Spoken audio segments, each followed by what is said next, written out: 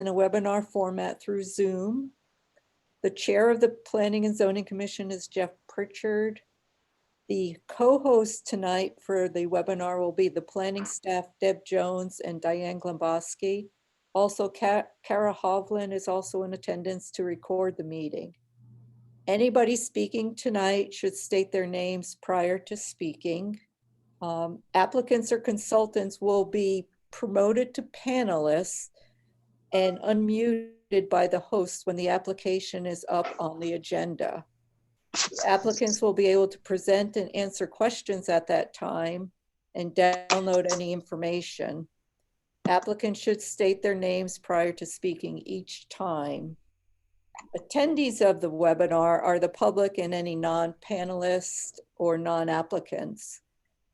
There's no public hearing tonight, so attendees will only be able to speak during public communications. Attendees will be asked to raise their hand during public communications if they want to speak at this time by using the icon raise hand either at the bottom or the top of your screen, depending on what device you're on. Attendees will be called on by the host one at a time and will be able to speak during this time. Attendees should identify themselves before speaking. And attendees can also submit comments in writing to the planning department after the meeting for consideration on any items discussed tonight. Thank you. Thank you, Diane. So I'll call the Planning and Zoning Commission meeting to order. First item is a roll call. Michael Kane. Here. Here. Halzad. Here. Barbara Tarbox. Yeah. Sue Sutherland. Here. Vodacek. Here. Kevin Fitfall. Here. So we have a quorum. Everybody's in attendance. We have no public hearings tonight. Next item we have is approval of minutes previous meetings, which is approval of the April 28th meeting. Also move to approve those minutes. Is there a second? Second that. Does anyone have any corrections for the minutes? I have one correction. Go ahead. I'm listed as an alternate, Oh, minor. huh? Wait, you're actually listed as a member and an alternate I simultaneously. know, I got double here. No, but on You only voted once, right? Well, I actually, thought you could vote more than once.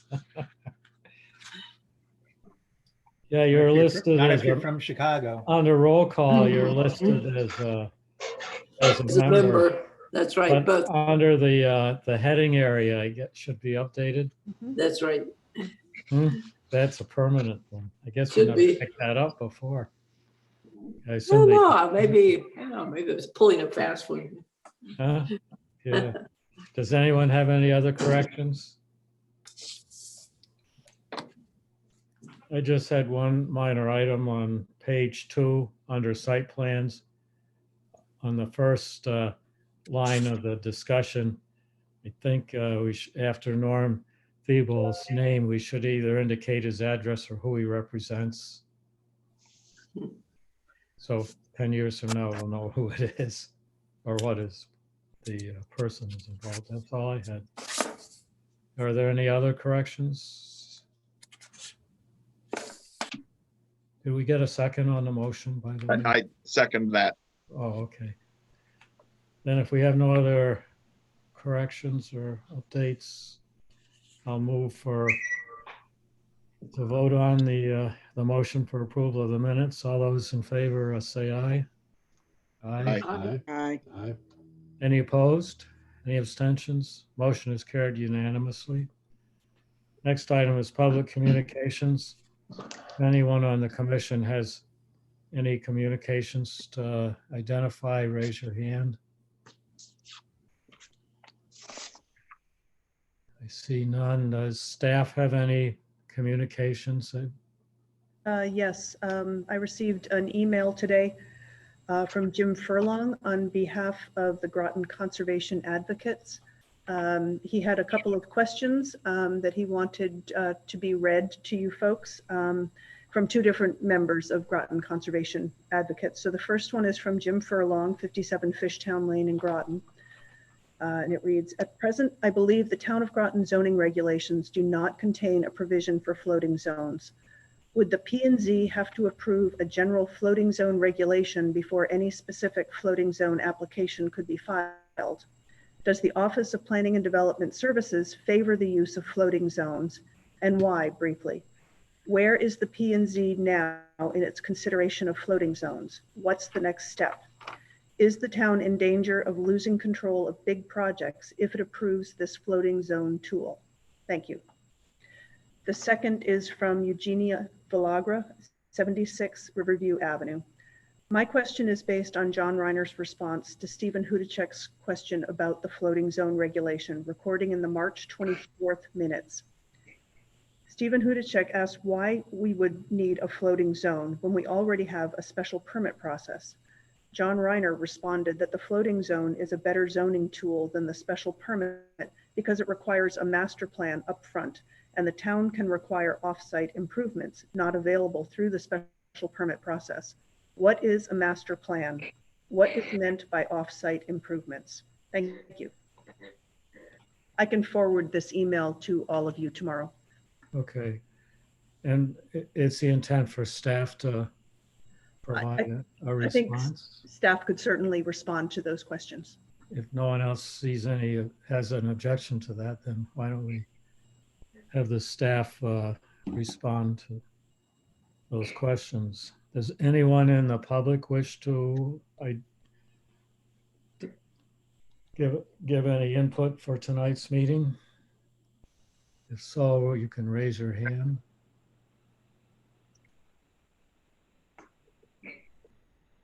What's the telephone thing? Someone is dialing in, one of the applicants, and so I just promoted him so Oh. that he can talk to you. Oh, okay. Who is the caller? It is Ed Wenke. Ed Wanky? Yes, he is using two devices tonight. Okay. Can you hear me, by the way? Yes. You can. Ed, would you identify your name and address before you? Oh, that's perfect.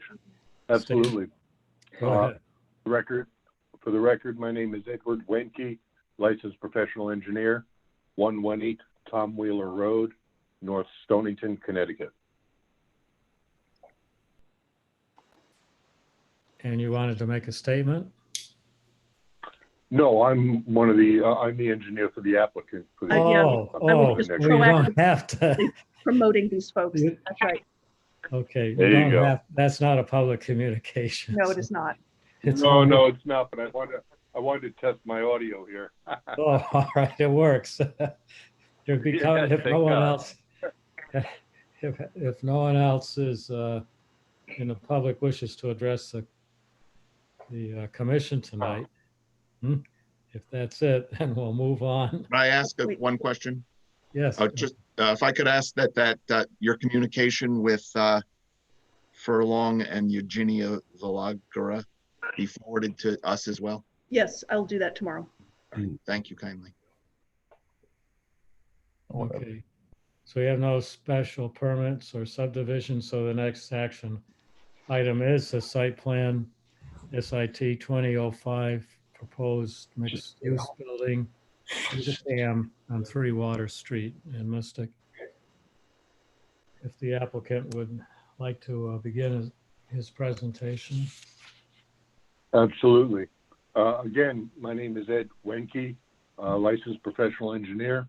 I'm here tonight representing the applicant, 3 Water Street LLC. And with me tonight is both the applicant and the architect, Peter Springsteel. And Peter is going to be putting in, showing the drawings up on the screen as I talk. Excuse me. So I'm the site engineer of record on this job. The project site is located at number 3 and number 3R Water Street, downtown Mystic. It's actually 2 parcels. There's a front parcel and there's a rear parcel. The combined gross parcel area is about 18,400 square feet, about 0.42 acres. We are going to be combining the parcels as one parcel. But currently, right now, parcels located in the MDD zone, the new MDD zone,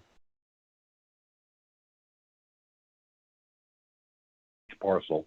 One of them in the front you're familiar with is the Densmore, excuse me, not Densmore, it's the Coldwell Banker, former Coldwell Banker real estate office. And in the back is a wood frame structure, which is their son. The parcel, the subject site, is located between the Densmore building, Densmore office building, and the SIFT building down to the south, number 5 Water Street. The SIFT property is going to be is a co-applicant to this parcel, and I'll explain that in a second. In general, the site is, as I said, it's located in the MDD. All the special zones that apply were 100% located within the FEMA AE flood zone, which is elevation 11. It's a tidally influenced flood zone. We're not located within the limits of moderate wave action. And we are definitely located in the CAM zone, and part of our application with you tonight is for a CAM permit.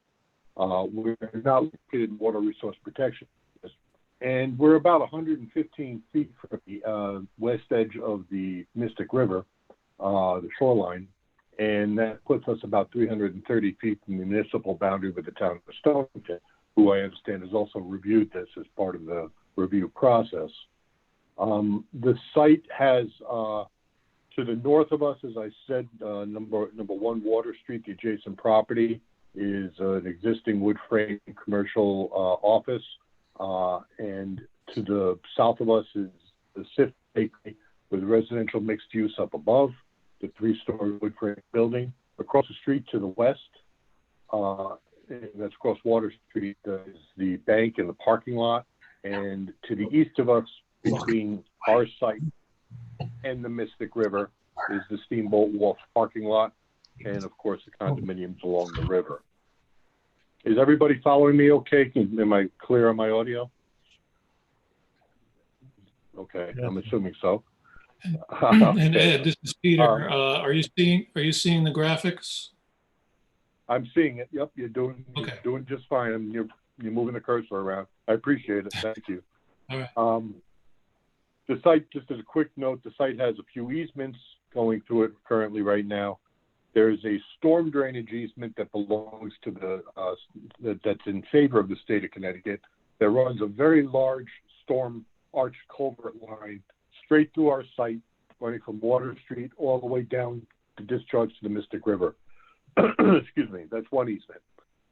The site also has a town of Groton sanitary sewer easement that traverses it across the rear of the front building between the two buildings.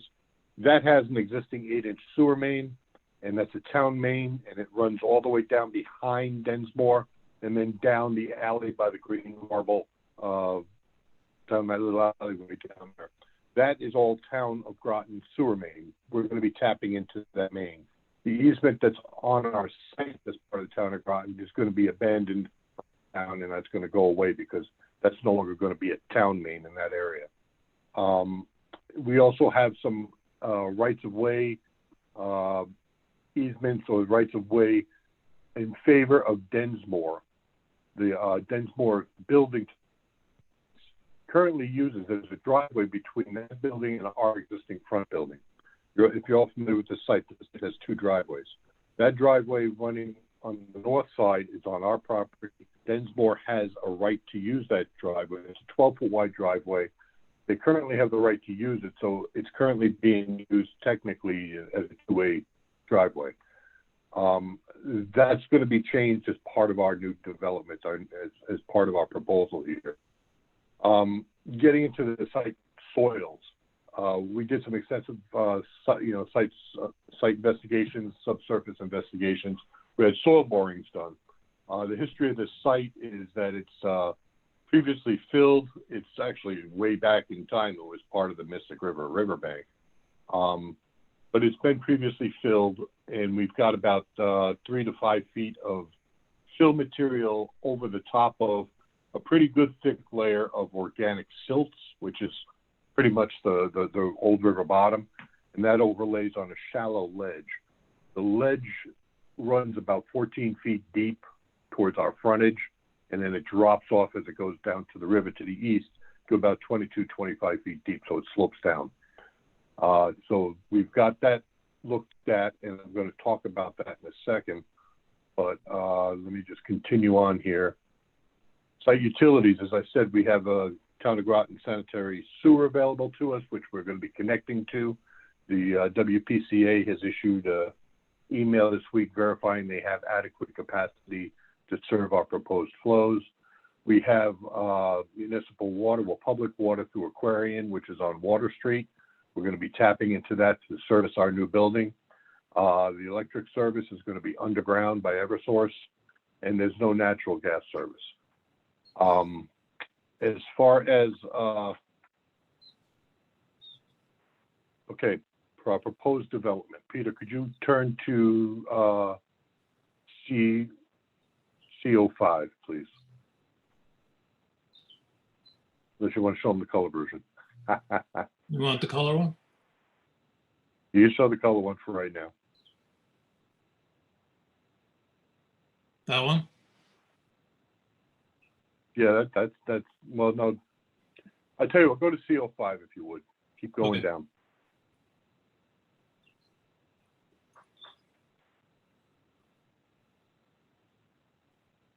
That's perfect. Okay, this is the site plan, the site layout plan. What we're proposing to do is we're going to be removing, demolishing the two existing buildings.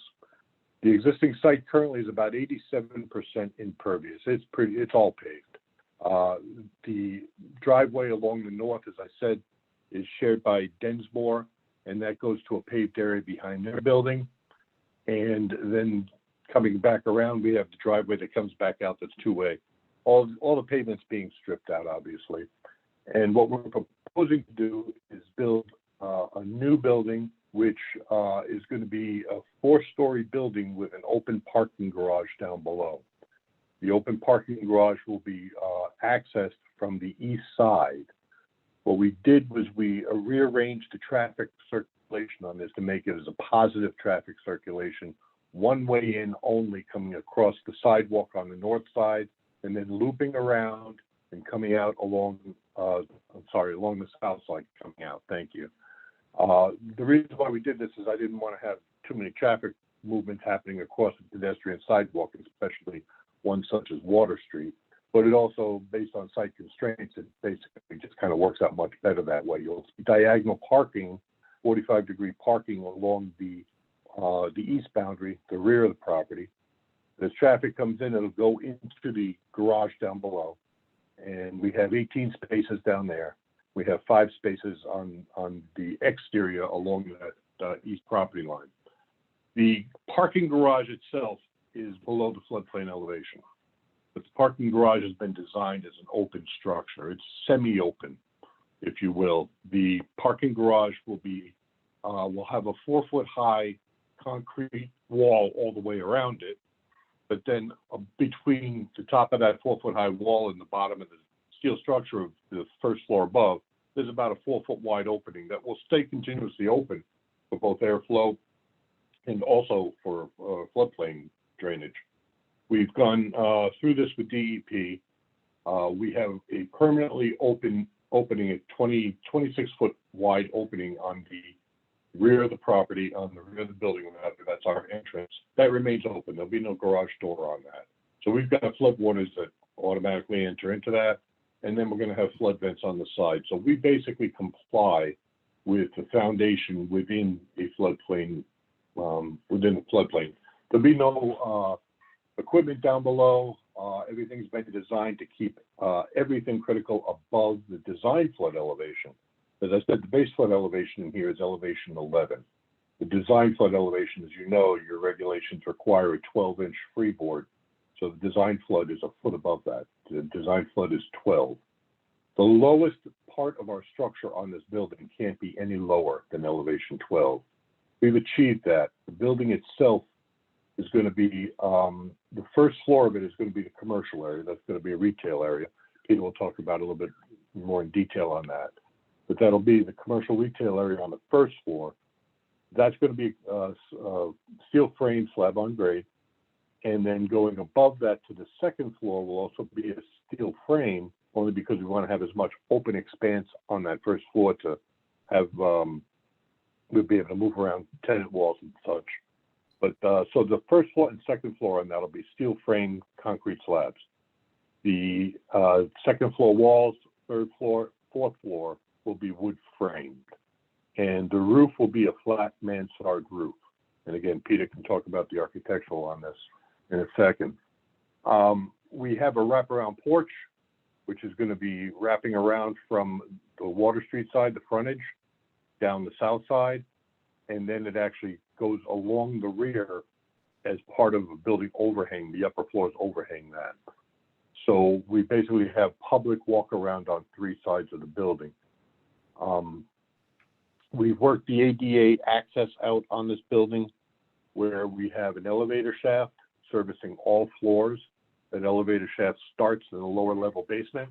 There's an ADA entrance at that point to the exterior. There's an ADA parking space there, which is van accessible. So everything meets the ANSI ADA criteria for getting handicapped into the closest portion of the building. On the flip side of it, on the outside, we have an ADA lift, which is going to be built integral into the open roof porch. That will be for public access for pedestrians coming off the sidewalk that want to come up and visit the commercial space. Now, remember, the commercial space is going to be elevated up to, we have finished floor elevation is 13.75. The grade along the front of this building ranges between 6 and 7. So it's going to be sticking up out of the ground. So pedestrians can come in, they can go down the 4-foot walk, go onto the ADA lift, get onto the porch, access all of the commercial tenant spaces on the first floor. There's also going to be an interior hallway where they can get in and access the elevator shaft as well to access the remaining floors. So we have ADA access from 2 different locations, and we have ADA access within the building everywhere. So we do meet all the ADA requirements on that. Okay, as far as parking. Parking was calculated here based on the mixed use. And we have the residential use, which is going to be 14 2-bedroom dwelling units, which are going to be on the 2nd, 3rd, and 4th floor. For 14 dwelling units, you need basically 18 spaces. We have 18 spaces located within the garage, but we also have an additional 5 spaces located exterior. We're providing a total of 23 spaces. The commercial area itself, the calculations for the commercial area require 25 spaces. Bear with me one second. 25.5, call it 26 spaces for full count. But because this is the MDD zone, we're allowed a 50% reduction in that parking. So that drops us down to 13 spaces. In total, we're providing 23 spaces on site, whereas we require, I believe the number is 31. So we need another 8 spaces, which we are providing by entering 8 spaces into the voucher program for downtown Mystic. So at that point, we have got the parking covered on this site. There's going to be no truck loading for our particular uses. We are providing bicycle parking within the lower below the porch and also within the units themselves. Based on based on calculations by regulation, we're only required to provide 2 spaces. We've got the residents covered for bike storage. We're also providing an additional 3 bike rack on the front of the building, right off the sidewalk for public use for bicycles, for all the tourists and everybody like to come down and drive their bikes. There'll be a 3 bike rack there.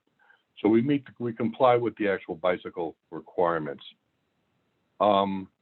Okay, as far as new work on adjacent properties. Okay, the reason why the SIFT property is the co-applicant on this is when you start out, SIFT has got their own driveway currently right now, and it goes straight on out to Water Street. That driveway only serves purpose for them for dumpster emptying and also for off-street truck loading. requires a truck to pull in there and then back across the sidewalk. The dilemma we have with the geometry of this area, this is a tight urban area, and we've done some pretty serious urban planning on this. Between the two parcels together, we currently have 3 driveway openings. If we kept SIF's driveway opening where it is, our exit driveway would be in non-compliance because it would be too close to the SIF driveway. But even if we could push it over some, you can imagine what this would look like. We're replacing most of the sidewalk with driveways. So we approached the owners of SIF, Adam Young, and asked him if he'd be interested in doing something a little different here. What we're proposing to do is eliminate his driveway completely on the SIF property. So that closes off, becomes a sidewalk in that area. Now, he still needs truck loading and he still needs dumpster service. So as you can see, we're proposing an actual off-hours curbside loading, which is off-street, right up alongside the property line. It's on his side of the property line, but it's going to be served by our driveway. So his trucks will come into our driveway, pull up there, unload, and go out during off-street hours. Same thing for the dumpster area. Now, dumpster area is going to be serving a dual purpose. The dumpster area is going to be serving both his use and our use on our site. So we have one dumpster court. It's located in the rear, which is where you want it to be. It's been sized out so that it will be serviced at least 2 times a week. There's 1 8 cubic yard recycling bin, recycled dumpster, and there's 2 8 cubic yard standard refuse dumpsters. When you calculate out the actual usage based on 2 times a week, that should be adequate. So we have, a shared dumpster area in that area. We have the loading area. There's going to be cross easements between both properties, allowing driveway access around the building, allowing the loading, allowing the dumpster, and that's all been taken care of. We're also, just stepping back for a second, as far as siting this building is concerned, we're also taking use of the common lot line agreement for side yard setbacks. And we have achieved, we've received common lot line agreements between both our site and the SIF property and our site and the Densmore property to north. So we've got the lot line agreement on both sides. And this is a wise move. As I said, this is an urban tight site.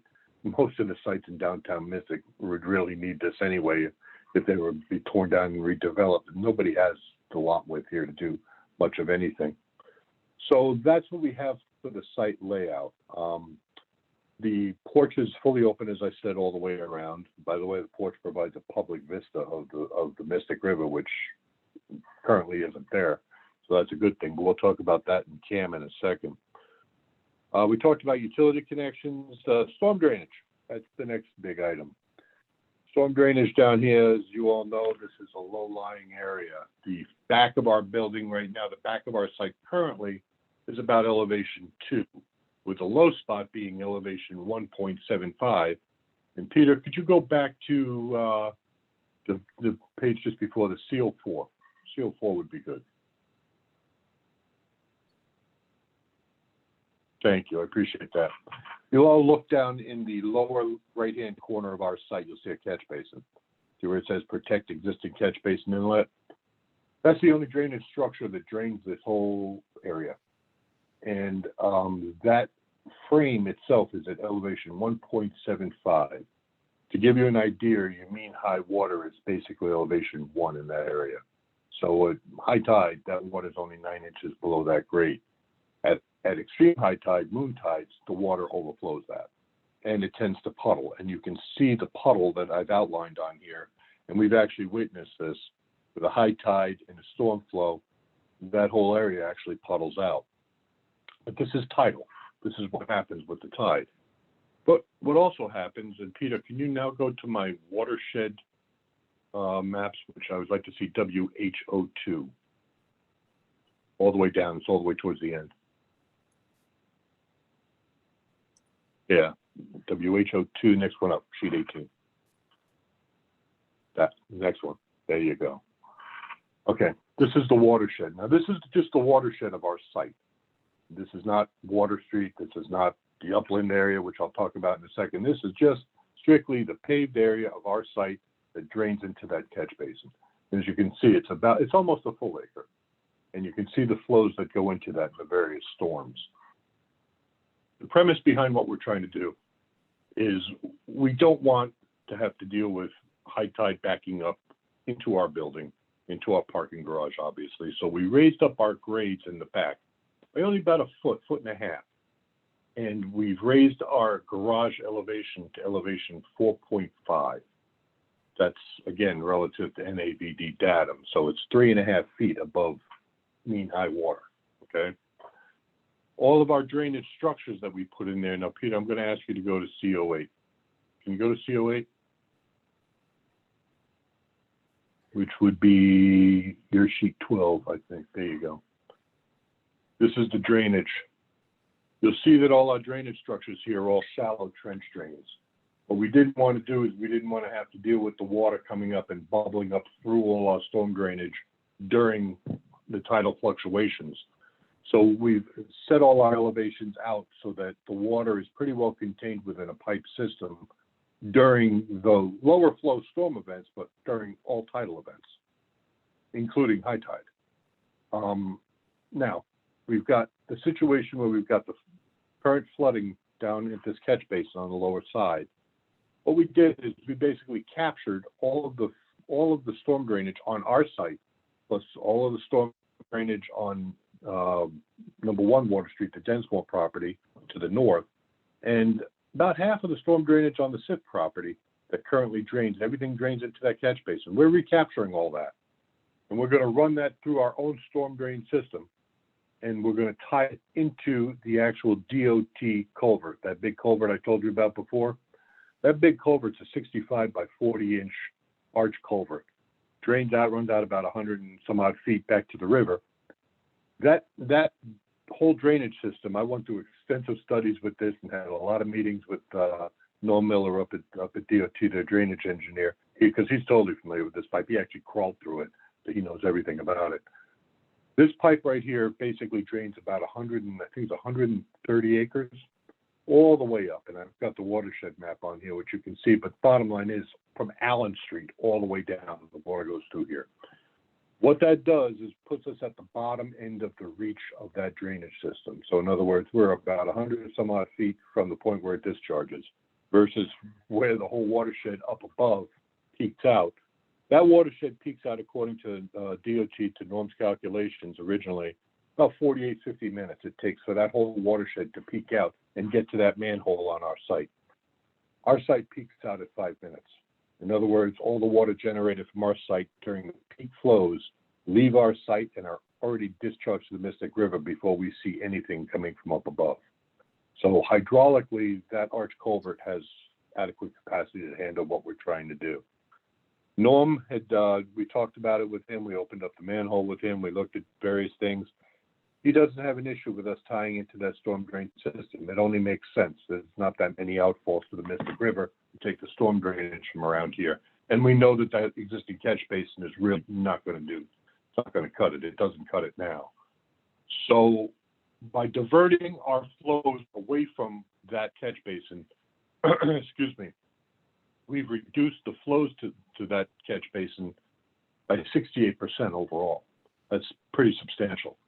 In addition to that, that catch basin no longer sees any developed drainage from our site at all, or from, like I said, the Densmore site.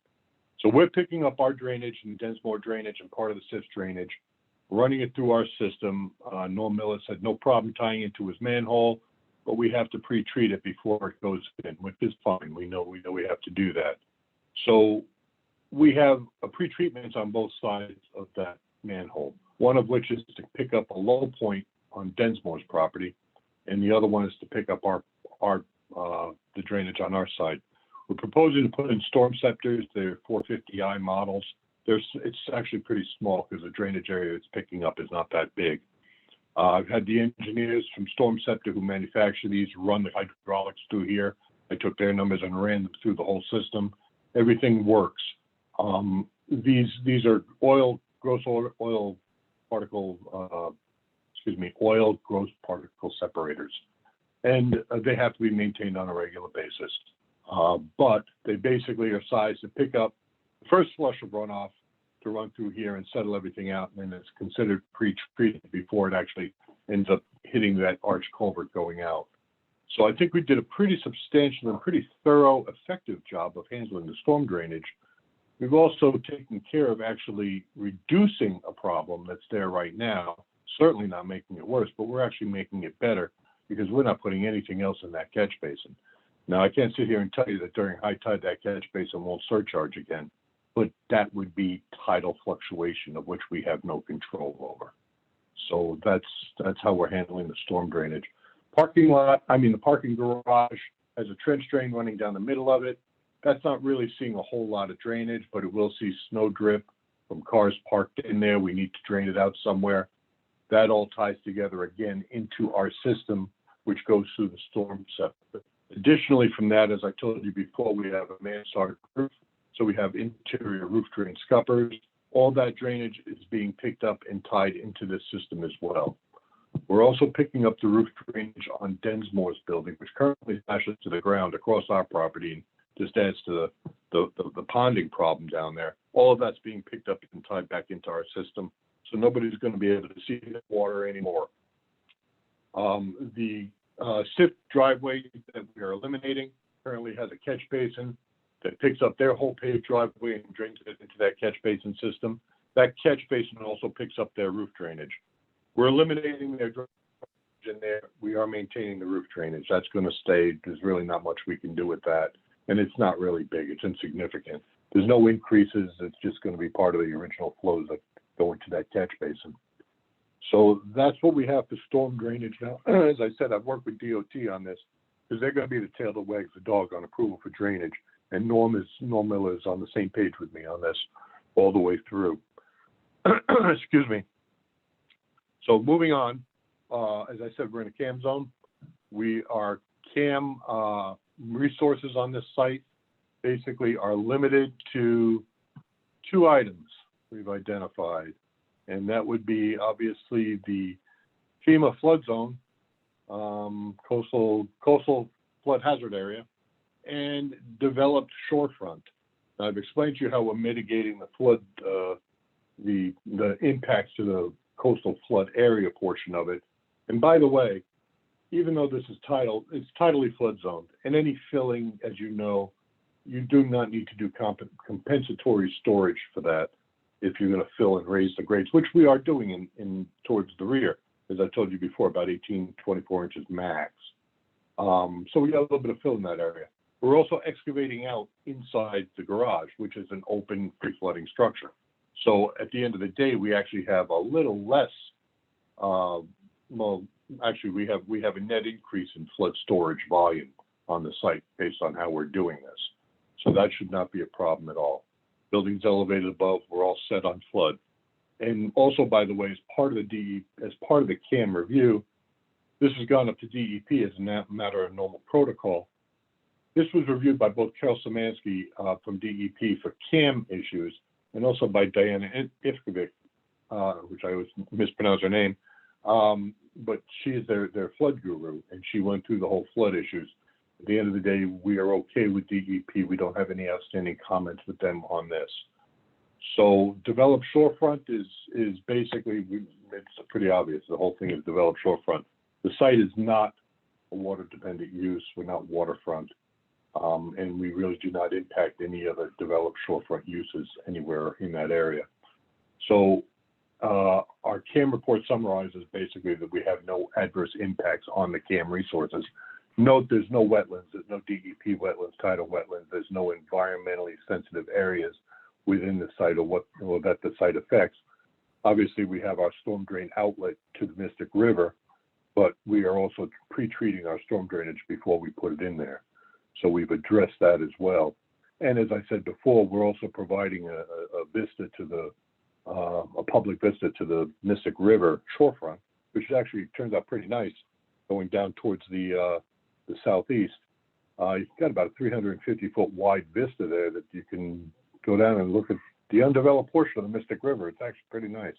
So we're creating that. It's part of our building, and that doesn't exist now. So I think I've hit on all the high points of my site presentation. I'm going to turn it over to Peter now. He can talk to you about the building. I sit here in my iPhone waiting for questions and answers. Thank you. Hi, Peter Springsteel here, architect, and I'm going to load up the architectural drawings for you to follow along.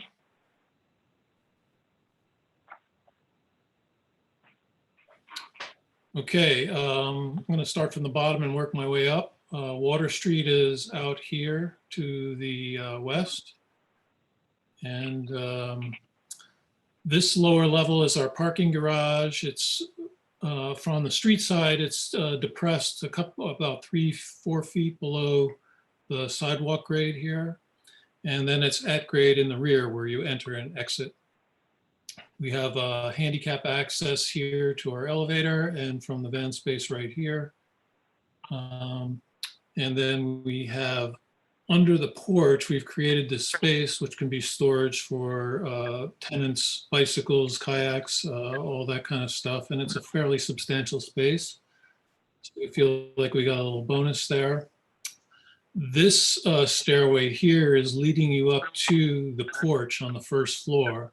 So you have one access point here.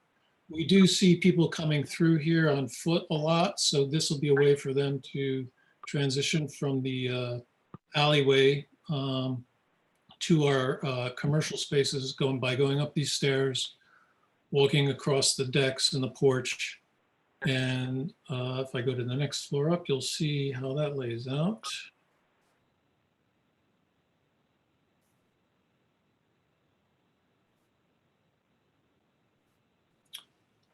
So this is the first floor, street level plus about 7 feet. So from the street, we're up about 7 feet. You can see 13.9 here. Street is down here. The sidewalk's at 6.66. So we have a dual set of stairs on the front, sort of a grander stairway to invite people up to this commercial deck. And then you have your retail spaces here, here, here, and we have one little office space tucked in the back. So people can stroll along this deck and look into the storefronts and then make their way across the back, more storefronts here, and then down the stair, go back to Water Street, or they can go back over to the alleyway. Our elevator does come up and service this level as well. So you can see that entrance right here. There's a corridor that brings them out to the deck so that this is all accessible space on the deck. Above this floor, we have 3 levels of residential space. They're all pretty good size units. That's the 4th. Here's the 2nd floor. We have our elevator service here.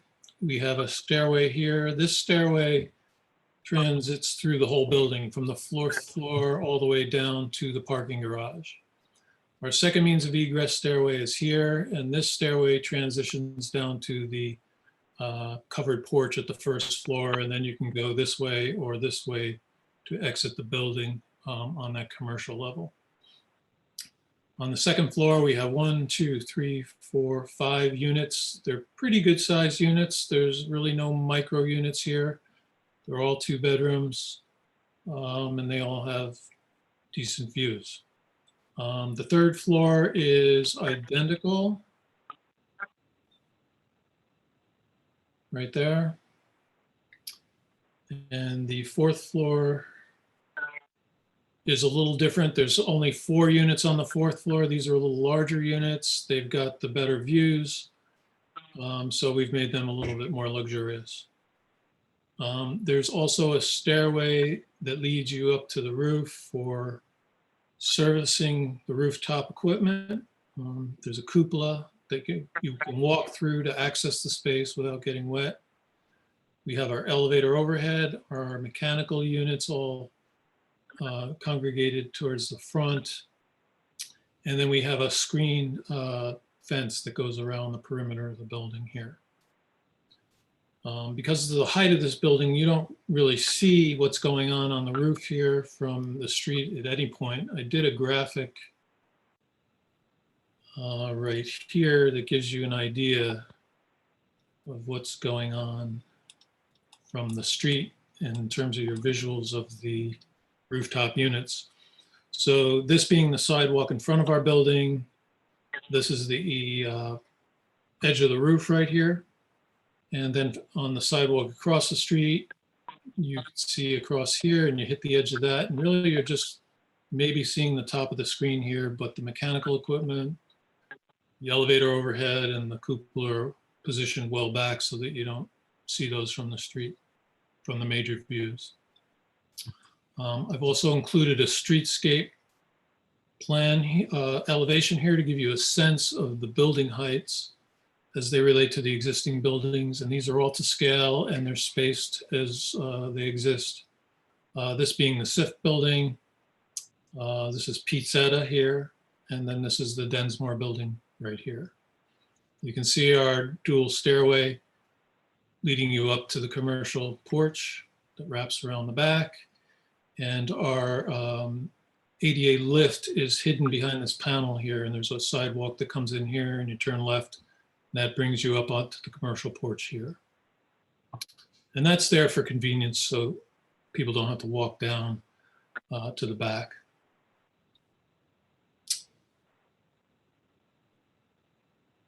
In this particular slide, you're seeing a 3D rendering of our building in context with the 3 buildings you just saw in the streetscape. You can see the mansard roof here. We've got dormers cut into that mansard to give it a nice broken up feel. There's other mansards in downtown Mystic and in the surrounding neighborhoods, so it's a style that we think is appropriate to this location. We've also been through the Historic District Commission on this, and we envision maybe going back once or twice for some minor things that have changed as we've developed this. But we did receive unanimous approval from them for the project. This slide here shows you the height of the building. We measure our height from the BFE +1. That +1 is the design flood elevation. And we're allowed 40 feet from that design flood elevation because of our setbacks on the sides of the property. And that takes us up to this eave line right here. And then further in the zoning regulations, you're allowed to have these accessory elements that can stick up above that, no more than 10 feet, which is the top of our cupola. And that, I believe, has to be less than 10% of the roof area, which we have calculated on this roof plan here. So we're well under that 10%. We're at 5.6%.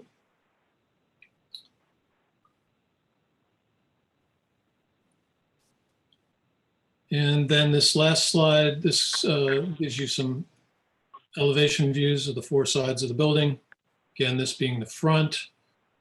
There's our porch that wraps around the south side along the whole building. And then you can see the cutout here that goes under the upper floors to carry the porch across the back, which you see here, and then down that stairway towards the alleyway. This is our open garage entrance. And then you can see the 4-foot walls that Ed was talking about that surround the garage.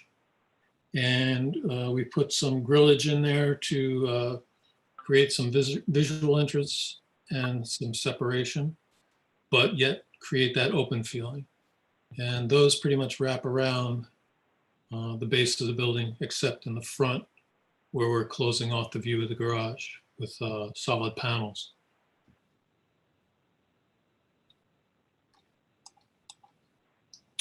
And again, this porch element here is providing a view to the river that doesn't exist today from that site, unless you're in the upper floors of the building. So we are providing this amenity, this public amenity, that seems to be very important in your regulations. And I'm just going to summarize in your MDD design and building standards, there's a list of design objectives that I just wanted to go through briefly to show you how we're complying here. The first one is A, structural rehabilitation wherever feasible. The existing buildings on this site are not particularly historically valuable. The Historic Commission agreed with us in that vein. So those are going to be removed. So the structural rehabilitation doesn't make sense on this particular site. Architectural and site design, which promotes aesthetic qualities while sustaining and enhancing the unique qualities of the Mystic area, will be encouraged. That's a little esoteric, but I think because we've designed a more historic building style, we're encouraging pedestrian access through the site and actually through the building in terms of the porch, that we are promoting that aesthetic. A circulation pattern related facilities within the MDD, such as sidewalks, benches, bike racks, which give priority to pedestrian and bicycle movement and must be demonstrated with the project design. And again, that's a little bit redundant to the previous one. We are inviting pedestrians through our site and through our building. We've got bike racks, we've got bicycle storage within our building for the tenants. And let's see, and then the last item that you have on your design objectives is the Mystic River is the most vital element within the MDD, and as such must be given primary consideration in any proposed development. To this end, special consideration must be given to the area of the water and land interface. We're not waterfront, but we are recognizing that there's water very close by, and we're providing, again, that amenity of a view of the river from our project that doesn't exist presently. Pedestrian public access to the river's edge must be incorporated into the project's design for all non-water dependent uses adjacent to or that could provide access to the river. And we are encouraging pedestrian access through our site. There was one slide in Ed's group there that showed some sidewalks. We're actually providing a sidewalk on the SIF property that allows people to walk, again, on that border, that shared border, to the Steamboat Wharf property and the docks along there. So we are inviting people through our site to get to the waterfront. So I feel that we really are we have addressed all of your design objectives. So that's my presentation. So I guess we're open for questions at this point. Well, we'll turn it over to staff if they have a report. I just have a few things that I want to add to the presentation. It was noted that there are property line agreements with the properties to the north and the south. In addition to that, there is an easement that was granted by the Mystic Museum of Art. Construction work will come from that property. Parking, a total of 23 spaces are on site. For the residential units, minimum requirements are 18, maximum are 23. Sidewalks. The commission, if they choose to, can require internal walks to connect to adjacent properties where there's evidence of pedestrian cross movement. Currently, there are some breaks in a wall where informally people walk from Peacock Alley through the site. That is going to get closed off as part of this development. There does exist some connection to the Steamboat Wharf parking lot on the Densmore property, as well as on the south side of the SIFT property. You have in your packet comments from Diane Ifkovic regarding flood hazard, and Carol Zmansky from DEEP. She's with the OLIS Office of Long Island Sound Program. In a minute, Hal will read those comments. She requested that those be read into the record.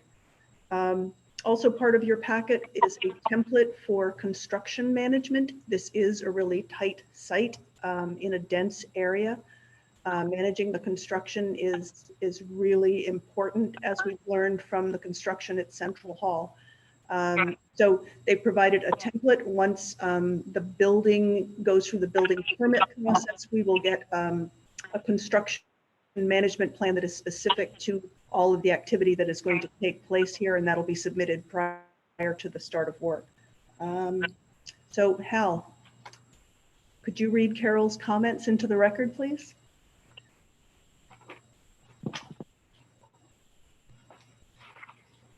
Oh, you're on mute.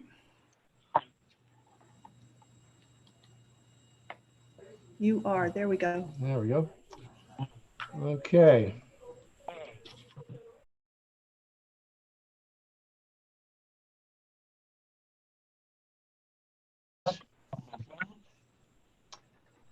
Coastal site plan review for mixed use 4-story building in an AE11 flood zone at 3 and 3R Water Street, Groton, 3 Water Street LLC / Eric Goodman applicant. To your planning and zoning commissioners. The proposal is to demolish 2 existing structures on a 0.42 acre non-waterfront site and construct a 4-story mixed use structure with a lower level parking garage. First floor retail shops and 14 dwelling units in an AE11 flood zone in the MDD district and within the coastal boundary. The first floor retail level is proposed at elevation 13.75 feet. The parking garage is proposed at elevation 4.25. Coastal resources include coastal waters, coastal hazard area AE11, and developed shorefront. Water dependency. The Connecticut Coastal Management Act gives preference to water dependent uses on waterfront sites. While this is not a waterfront lot, its proximity to the Mystic River could provide opportunities for support services of water dependent uses such as boat sales and repairs, marine related offices and services, boat storage, etc. While the current use of the site is retail and will be replaced with retail and residential uses, the Commission should explore with the applicant the feasibility of siting support services for water dependent uses at this site, which might serve and support the waterfront rather than a residential mixed-use development, which tends to privatize coastal areas. Residences in flood zones. The Connecticut Coastal Management Act discourages residential use in flood-prone areas because risks to life and property are increased when residences are constructed in flood-prone areas.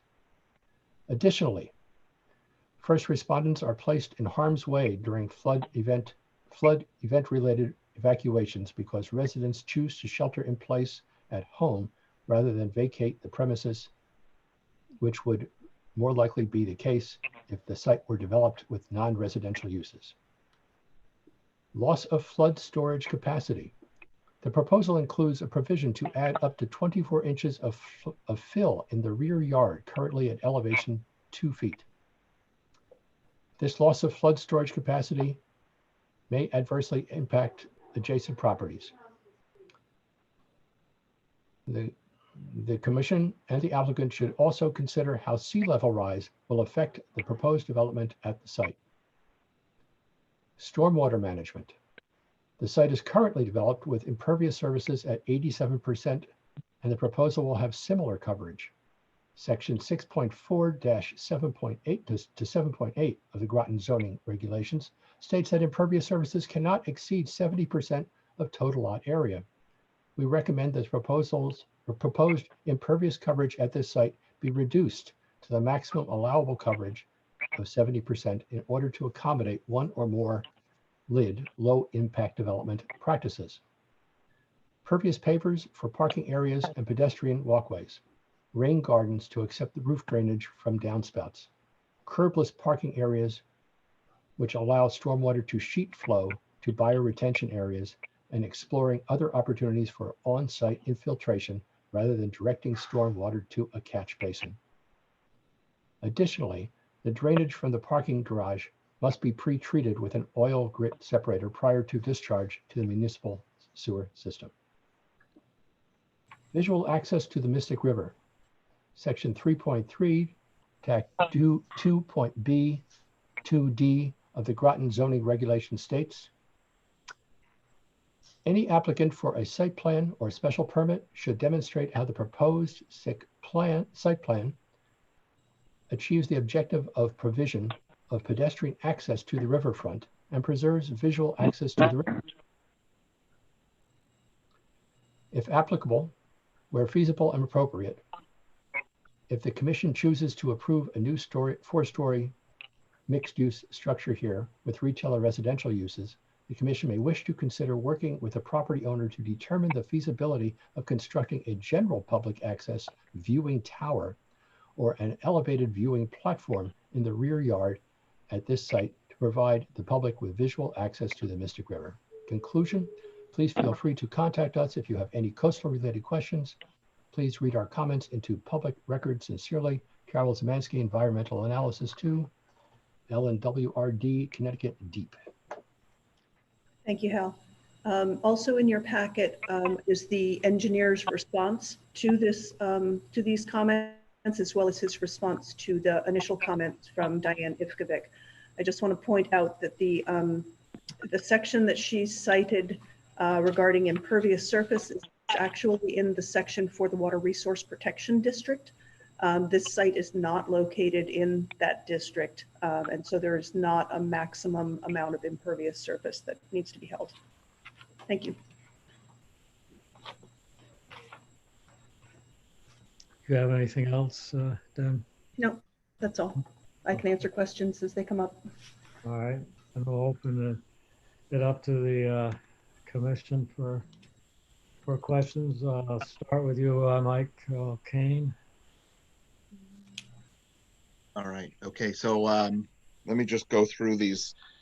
One of the issues that Carol Zemansky mentioned was the oil grit separator. I believe that that's been taken care of, hasn't it? That's correct. And is that's the kind of oil grit separator that she was referencing? Yes, it is. In fact, your requirements require 85% total suspended solids removal. We're providing over 90%, 94% actually on one of the units of grit removal. As you know, all the VOCs and contaminants all adhere to sediments, which is why it's critical to try to settle out those sediments out of the runoff before it discharges out. These particular units are designed exactly for that. And as I said, when I walked DOT through what I'm doing here, they were all on board with it. And we have all the hydraulics to prove that. That's all been submitted as part of our package. So yeah, we have absolutely, addressed that comment. Okay. Ed, you had said that that these need what you said was regular basis or maintenance on these separators.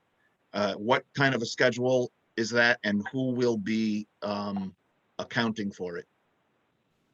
The owner of the property is going to be accounting for it, and there'll be an actual schedule of maintenance on these particular units.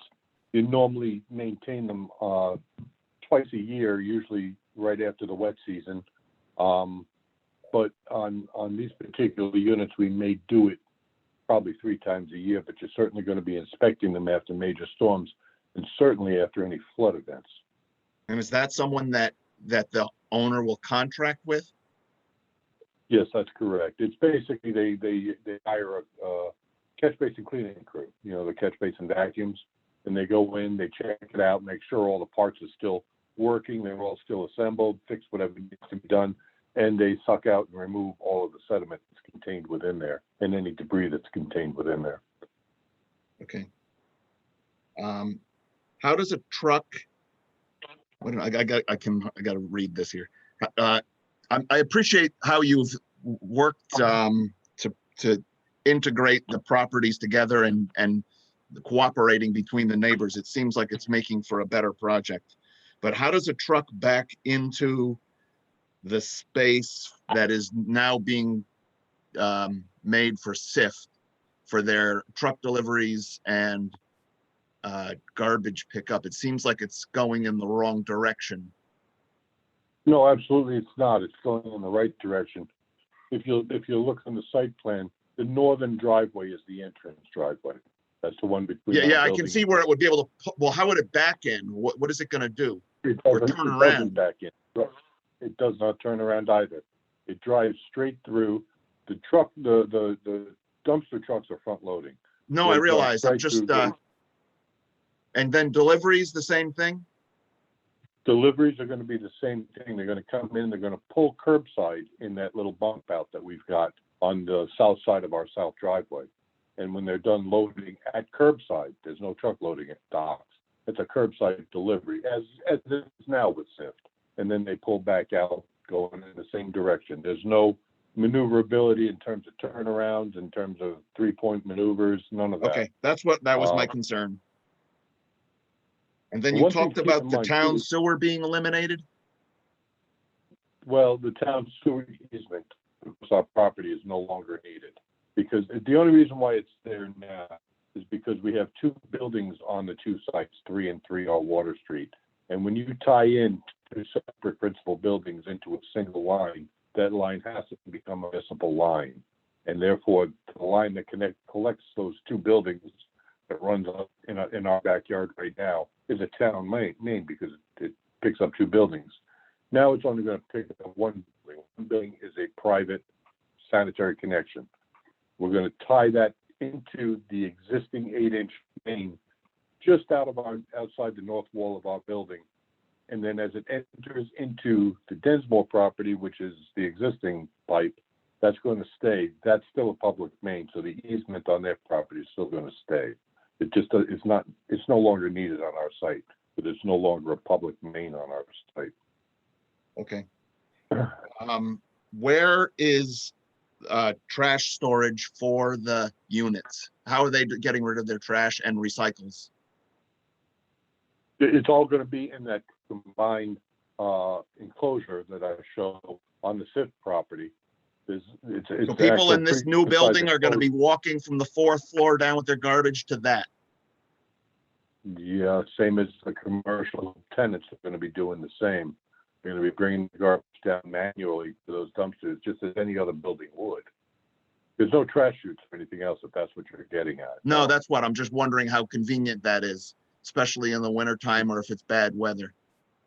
And then recycles are out there as well? That's correct. Can you show me where the bicycle racks are on the outside? I didn't see those. Are those for Yeah, if public you use or are those just for private use? Oh, no. The ones on the street side of the building, which is located right next to the southern stair on that building. You'll see a little concrete pad with a 3-rack bicycle rack. That's going to be for public use. I mean, that's going to be where all right. People are going to be wanting to. No, I just want to make sure it's there. When we did the Pizzetta place, they put a bike rack in, but I think it's gone at this point, so we need one. The commercial spaces all have outswinging doors. I understand that you need to have that, but it seems like they're going to be going right, I don't know how that. Let's see. I think that where we put them, the porch is wide enough to still accommodate people getting by them. Yeah. No, I get it. I know why that you put them in, but I'm just a little concerned about, if you get a crowd out there and doors swinging out into that space. Actually, if the occupant load is less than 50, they can swing in. So there is a possibility in some of these that we could swing them in. All right. Maybe if everyone wants to weigh in on that and have a conversation, because to me, it seems like the outswinging doors in that space don't work as well, especially because they're small.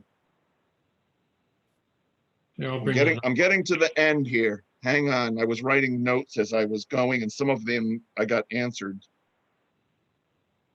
This one swings in actually at the narrow porch. Yeah, I saw that one, but the others, it seems like there's several there that are swinging out, especially the ones at the top of the stairs. I don't know if that's something that, and around the handicap lift.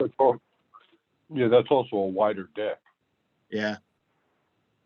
All right, maybe if other people want to weigh in, is the lift that's on the front of the building, is that self-serve or is that something that someone has to have a key to? Self-serve. And then it's got protections in it so that people aren't underneath it how those things work. I'm not sure how that one's designed. Yeah, it'll all be building department inspected. Okay, no, I'm assuming that. I just want to hear you say it. Yep. It'll be properly protected for code. All right, that's it. And then the like the one concern that I have, and maybe it's just what because we just did an application and we were talking about the parking, and I understood from that last application that all parking would be on site. And so maybe this is for staff, but how does this relate to that last application? You're talking about the zoning text amendment? Yes. Right, all residential parking on site, correct. And so this is not have that, or is this? All the residential parking will be on site 100%. But we have 8 spaces that we're taking from. For the retail. So the text amendment to increase the density required that all of the parking for the residential units be on site.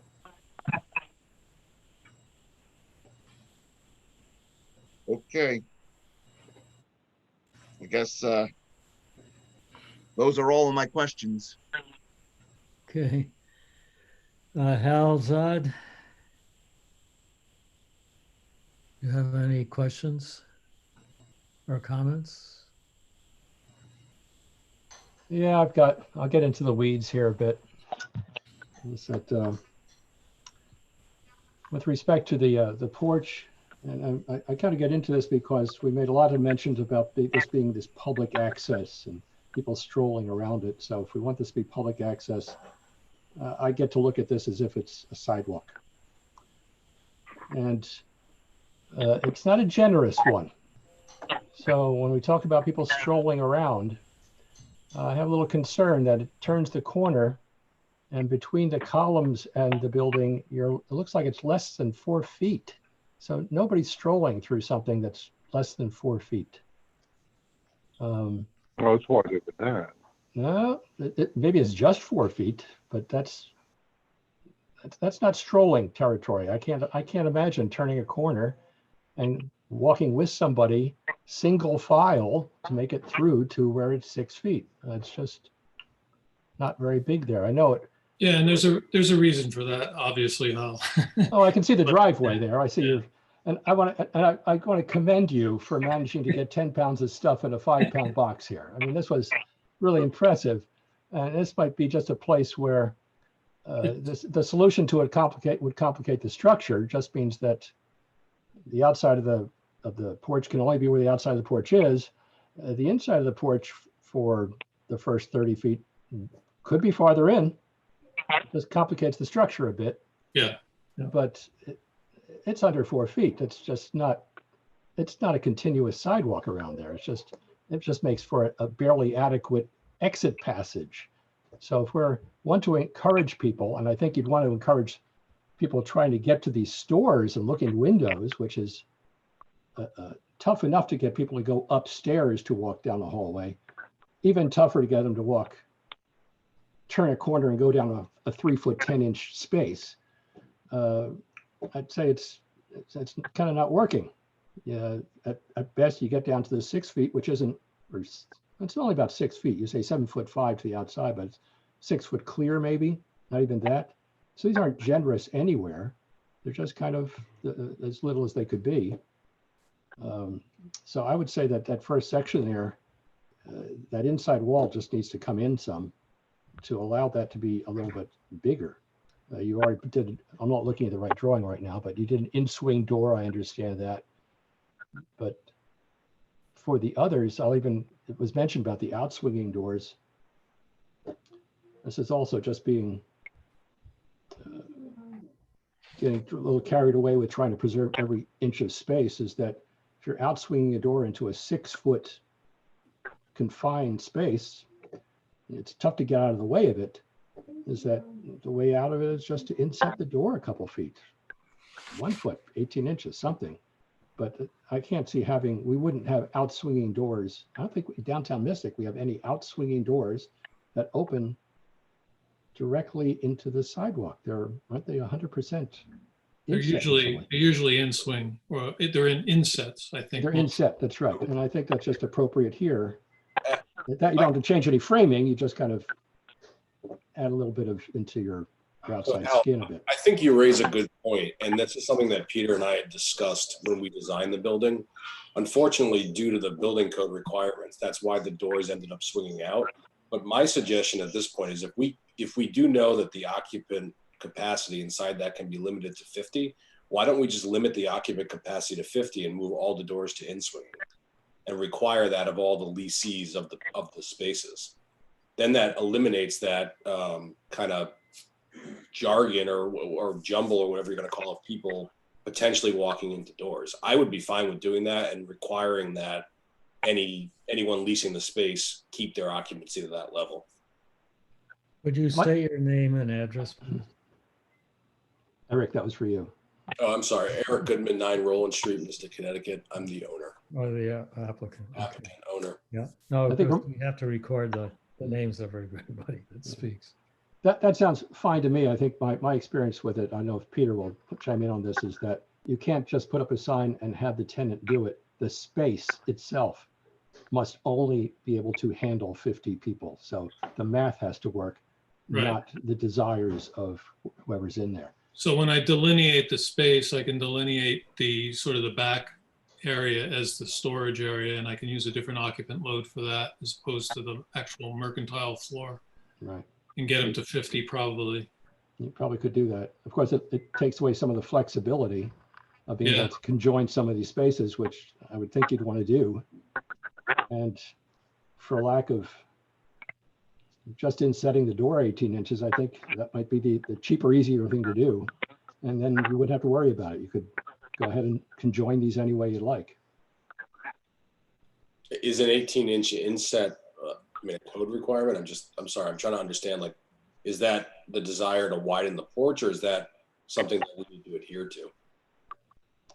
Actually, I don't know about the code requirement. Maybe Peter can pipe in about that. No, Where I don't in think a it's- hallway, I don't think you can open up a 3-foot door into a 6-foot hallway. Yeah, I think the 18 inches is just to make it feel like it's not going to be hitting somebody as they're strolling down my Right. porch. So it's arbitrary, but I think point is well taken. I mean, that could be an alternative option, Peter, is that we just make a vestibule, kind of like what Central Hall has for the doors, where the doors are going to be opening into tighter places. I think that's what Hal's talking about, is basically create a recess that the door sits in. I mean, the construction of that would be no different than what we're doing right now, considering the steel use. So I think it's fine. Right, we wouldn't be affecting the structure because everything's steel columns. So yeah, we could do that. It's just a waterproofing issue. Right. And that frankly, that's why I'm saying don't get carried away. All the Central Hall went in, what, 4 feet or 5 feet because he had a ramping issue that had to take place there. Right. You don't have that problem here. And you just need to get it so that you don't have to put a sign on the door saying, open the door slowly. There might be somebody outside, which Yeah. we've all seen things like that. So. Just so you know, we did go back and forth on this a lot. Yeah. Okay. Little detail for some of your planted areas, they seem to taper down to 0, which means they won't be planted. They'll go away because maybe you'll put some seed in there and then it'll be gone or it'll be mulched. So I just assume only have planted areas that you actually can plant, and don't, I know you want to take credit for the extra impervious area, but I don't know how tightly you calculated it. But neither do I want to see some little areas of mud after a year or two, because you just can't maintain a 0 dimension planter at the pointy parts. No, that's true. Obviously, all the planted areas are going to be mulched. There was planting species that were basically like perennial flowers, if you will, perennial plants, not shrubbery, that's proposed for some of those areas. But it's very difficult to be able to show that on the plan. We did manage to put in some shrubbery that's basically, applicable to foundation plantings in some of those areas. But I take what you're saying. We took it down to 0. But in the same token, I don't want to pave that area. And the more narrower areas you notice, I actually put river rock on, just to give it a stone mulch type surface. Right. But yeah, I mean, some of the plantings might be moved around. The key here is I do want to keep low profile plantings as much as possible along the frontage, just for sight distance for the traffic coming in and out of the driveways. So we, have clear pedestrian sight. But Yeah, I mean, we've got low profile junipers, we've got low profile azaleas. And then we did manage to plant 2 low profile street trees in there because we didn't want the street trees growing up to 30, 40 feet tall directly in front of the building. I mean, there's just not a whole lot of room there. Right. Where In the that back, light- we've got a little bit more area. You know, along that east side where the rear parking is, we've got a little bit more area. One thing to keep in mind in that area, though, is that we have Town of Groton electrical easement that runs across the rear of our property. It's got an underground conduit bank that basically has got a primary electric service running through it. So we want to keep the root balls to a minimum in that area. Yeah, I got that. That's why I actually thought the river rock is perfectly appropriate. And if the planter gets down below a foot wide, river rock is where you should be going, not mulch, which won't stick and it'll just be mud. And then we won't really have something that looks like what we think we're looking at here. So I just don't want to see any planters that are less than a foot wide. Back to you mentioned about the street trees. I was wondering about those because those are just kind of really beautiful, larger ornamentals. They only get to about 10 to 15 feet tall, so they won't even reach above your porch. It doesn't make much of a street. No, they're gonna reach above the porch enough. The key to that is we want to be able to branch them to keep them from spreading over the walkways, over the bicycle rack, over the porch even. But they are classified as a deciduous tree. They're recommended to city streetscapes as a deciduous tree. And trust me, I went to a long range of research to try to select the right tree for that. So then they are pretty trees. I guess I might be looking at the wrong tree though, because it looked like the kind of choice was that I didn't write it down now. Japanese ribbon maple. Japanese ribbon maple. They're street trees because you could barely walk underneath it. It's only at 12 to 15 feet high. No, they're recommended for cityscapes. They're not necessarily a street tree as you and I would think. The street trees that are on your list of approved street trees from DPW standards, they all grow to massive heights. And we just don't have that room. They're being planted so close. I mean, bottom line is you got to think about it. In the MDD zone, we actually have a 0 front yard setback. So we could actually, assuming that we were going to build a building that would work at a 0 front yard setback, there'd be no space for a street tree along that frontage. And I look at SIFT, and SIFT doesn't have any on theirs either. No. You know? And by the way, I hate that, but that's besides the point. I'm just concerned actually that the tree that you have will actually cause problems. And then we'll be finding out later that you had to take it down because there was a problem. I just don't want that to be Well, the one thing I case. did want to do is select a tree that we had to take down. I knew the bigger ones would be. I'm open to suggestion on that. We're going to talk to a landscape architect about getting maybe a different species in there that would work a little bit better. But right now, from all the ones I've seen, this one seems to fit the bill the best. Okay, but this one just looks like, since you have the opportunity to have it branch out over the porch a bit, to get a species that does that would be a good idea. We reached out to the Cornell University graduate program on city and regional planning for the recommendation of that tree.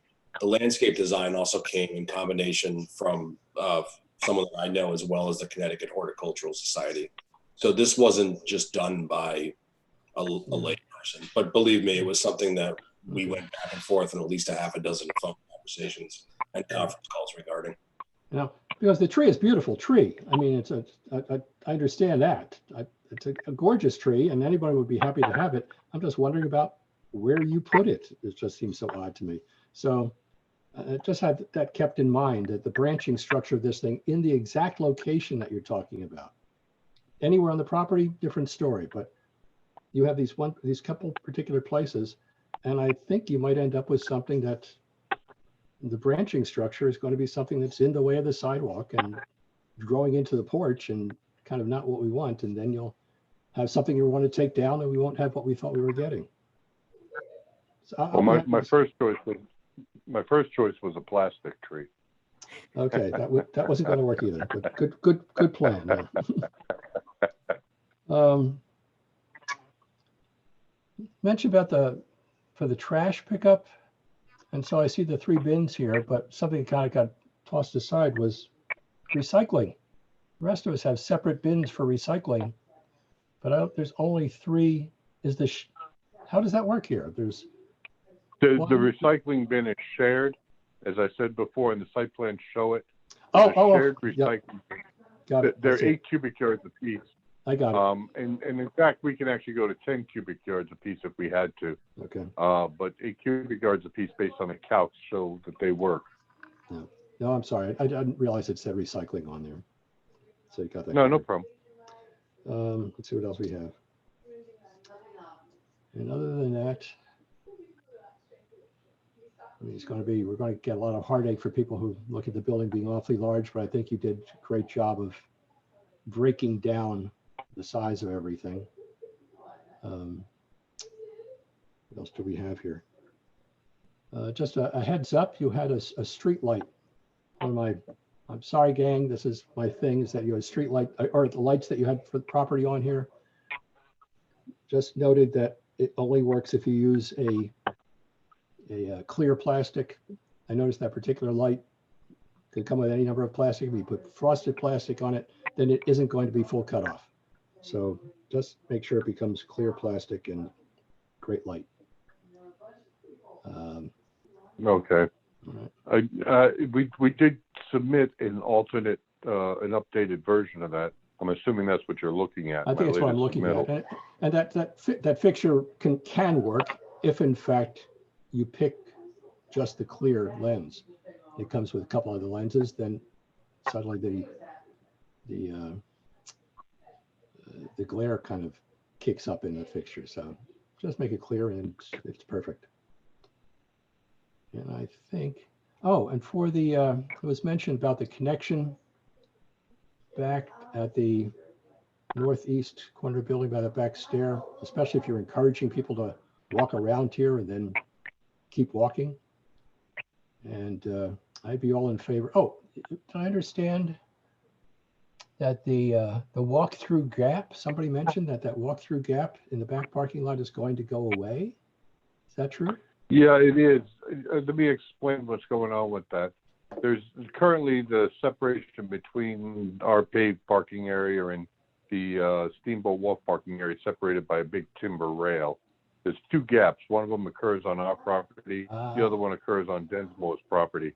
Historically, I guess people walk back and forth through them, but there's no easement on the Steamboat Wharf to allow pedestrians coming from our site onto theirs, number one. Number two, those 2 gaps align directly in front of parked cars on the Steamboat Wharf side. So it's not like it's a blocked off pedestrian way. The one on Densmore's is going to remain. We're not changing that. Okay. The one on our site is going to be blocked because of the way we're grading and putting that whole planted buffer area in that. So that's going to go away. Now, Peter had mentioned something about sidewalks going down and connecting into Steamboat Wharf. We're bringing, if you notice, along the improvements we're doing on the SIFT side, we have a sidewalk, a new sidewalk that we're putting along the truck loading area. Excuse me, Ed, sidewalk why don't extends you all the share way that down. plan? Can you share that plan? I will. Peter, Thank you, Peter. that would be C10. You could show C10. This one shows it in color, Ed. That's fine. That's fine. There we go. Okay. The sidewalk that runs where Peter's cursor is right now is new. We're building that. If you look on the south side of the SIP building, there's currently an existing walk that runs straight on through from Water Street to it's the Mystic Art Association sidewalk, but ultimately it runs down into Steamboat Wharf. You know, as far as we're concerned, I think that's adequate, you know, for pedestrian use coming from Water Street to Mystic Art Association. But because we have this new sidewalk we're proposing along our south side of our property line on the south side of that truck loading area, you'll see where it dives off and goes in front of the dumpster. That's practical. We need that to be able to access the dumpster. But that sidewalk could extend, we didn't propose it, but theoretically it could extend running along behind the dumpster pad and tying into this sidewalk as well. You're just going to make people walk behind a dumpster pad. But I mean, I guess my question is, what do we achieve? I don't know that we gain much because we already have that pedestrian connection on the south side of TIF. But that's up for discussion. That's why we're talking about it now. I prefer to leave it as it is, because again, just putting a sidewalk behind the dumpster, all right, it works, but is it really optimal? But I don't think we're going to be gaining any more pedestrians running back and forth, between Water Street and Mystic Art Association. God knows there's enough connections as you go further up towards Pizzetta and everything else. How many more do you need? The sidewalk that runs where Peter's cursor is right now on the south side of Densmore's building, that's Densmore's sidewalk. We have no rights to that. But that's currently where the pedestrians would come through historically through that uneasement gap, walk across that parking lot, and then hit that sidewalk going up. We can't stop that traffic, but I can't tell you that we can say, oh yeah, that's going to stay. We bless it and everything else. We have no rights to it. All right, and actually that's the one I was thinking of, besides the fact of, it's not so much as what you designed it to do, but what people will do. And if you've got a new residential building and the way people will walk out of it and into it. And I think of how do they do that? And they're going to end up, if they take the elevator down or take the stairs down, they're going to end up on that north sidewalk rather than walking all the way around the building to get in front. I wouldn't doubt that the residents are going to go from our building down to Green Marble for coffee. Exactly. And that's probably what's going to happen. But from a practical standpoint, legal standpoint, we don't have rights to that. Also note that the parking is configured on Steamboat Wharf. It basically blocks those things anyway, on a full day. But no, I understand it. Yeah, I mean that's not changing. That's going to stay there. All right. And that's actually the one I thought made more sense, because that's the one that there's a propensity to, it's right there. It's the one that takes you to Green Marble and down that sidewalk. So yep, absolutely. That's actually fine. You already have the curb cut that's right in the right place, and it just takes you right there. Nobody cares if there's a car there or not. They just crawl around it. At some point, they will redo that parking lot, and at some point, we'll get that fixed, but this isn't the time. Well, especially if they're going for coffee in the morning. Yeah, I can crawl across cars for that, too.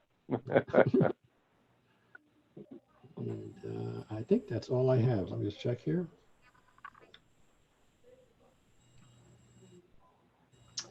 And that's all I have. All right. Barbara Tarbox, it's your turn. Yes, I think Hal asked most of the questions. I was concerned about the rear of the building and the parking spaces and the access to Steamboat. And I think everything has been answered. The view from the porch, I think, might be a little overblown, because I think the view is mostly going to be of the Steamboat condominiums. Hold on, I'm going to try to figure out if I can share my screen here. I'm not an expert at this. Share screen, let's see. And I'll jump in for a second while you're finding that. But when we were designing the building, we took an aerial lift down there while we were building SIFT and actually drove it around as if we were on the porch. And you'd be surprised how much of a view you actually get, because you're not looking straight to the east. You're actually looking southeast. Right. Right. So you really get the view between the Art Association building and the final condo of Steamboat Wharf. It's not a waterfront. I agree with that, but. Oh, okay. That's a good view. Okay. I like that. You can see how, that basically shows in between the condos and between the MMA building. Okay. Yeah, we were surprised. It actually was that much. It's actually pretty good. Yeah, it is. porch has been there since day one. That was probably, if not the first thing that we talked about, was creating more outdoor space that allowed people to see more of the river, because there is a great opportunity to see it. Yeah, that looks much better than I thought it was going to look. Good. That's it for me. Okay. Sue Sutherland. Thank you.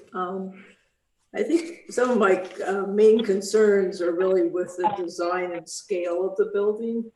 And looking through the new zoning regulations that were passed last year, correct me if I'm wrong, Deb, but it looks like we had design guidelines for the mixed-use town center and the mixed-use village center, but not for downtown Mystic, the MDD. That's correct. And I think because of that, we've lost some of the guidelines that would have been really useful in this project. And yeah, let me just give you a few examples here. I think the basic idea, and I understand why the parking is where it is, but that would really be, of course, your retail at ground level. And with the idea of the village and all that, or the town center, to be able to keep walking into things as you are able to in most of downtown Mystic. And that was one of our key points in this, because it enhances a pedestrian experience in the streetscape. And other things, for example, the top of the building would gracefully meet the sky and complete the overall composition, with the idea being that one building wouldn't be a substantially larger size than the ones it's around. So, and I think this one is so much larger than the buildings on each side. It's the only good thing about it is it's a narrow street, and to walk down that street, you will not see it as much as, say, in the drawing that you provided, where it really sticks out. And I think my last point on the design, I think a lot more should have been done to, in fact, do what you said you were going to be doing, which is give it this period style. And there's not a lot of architectural elements on the buildings next to it, but at least there's some round type things. And the idea that you don't just have the same 3 across window. It was interesting when I took my Google Lens and put it on the window design for your building. I hate to say it, but one of the options it came up with was tenement, because you have this idea that it's a space of windows that are all the same. So, and I know this is all a personal thing and my point of view, but I think also it does reflect more of what the zoning regulations were trying to do with these mixed use centers. So anyway, that's what I have some real objections with the way it looks and just the size of the thing. So I'll just jump in for a second on a few things. Getting to the parking and the flood zone requirements, unfortunately, there's a conflicting between what DEP and what the zoning regulations require with regards to the height.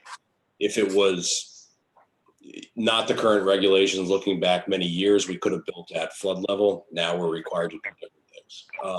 That's dictated the requirement to come up. With regards to the size, this structure is actually not a lot different than what was originally there in the 1800s. The stable structure that existed through most of the 1800s was actually a similar size. The other thing is the name of the building, the Standard, comes from the Standard Machine Company, which was located at Factory Square. That building actually exceeded at one point the height of this building. Right. The design of the building comes from a combination of my own input. As you may know, I sit on the Historic District Commission, and I have a passion actually for rehabbing old properties throughout town, which Deb's seen many of them. Some of you have probably too. The design comes from a combination of some things that Peter and I had put together, as well as the historic Hotel Wanawanic, which is located in Stonington, as well as the original building that was located on the S&P property, S&P Oyster House. If you actually look at that building and look at some of the original views of downtown Mystic, that mansard style was prevalent throughout town. We also went above and beyond on the choice of architectural elements on this. You see this building, you're going to see copper, you're going to see copper, you're going to see wood material. Those are Marvin Ultimate windows. That is the highest level of window offered by Marvin. The design of the window was actually taken from the design of the windows on the original building on the S&P property in 1886.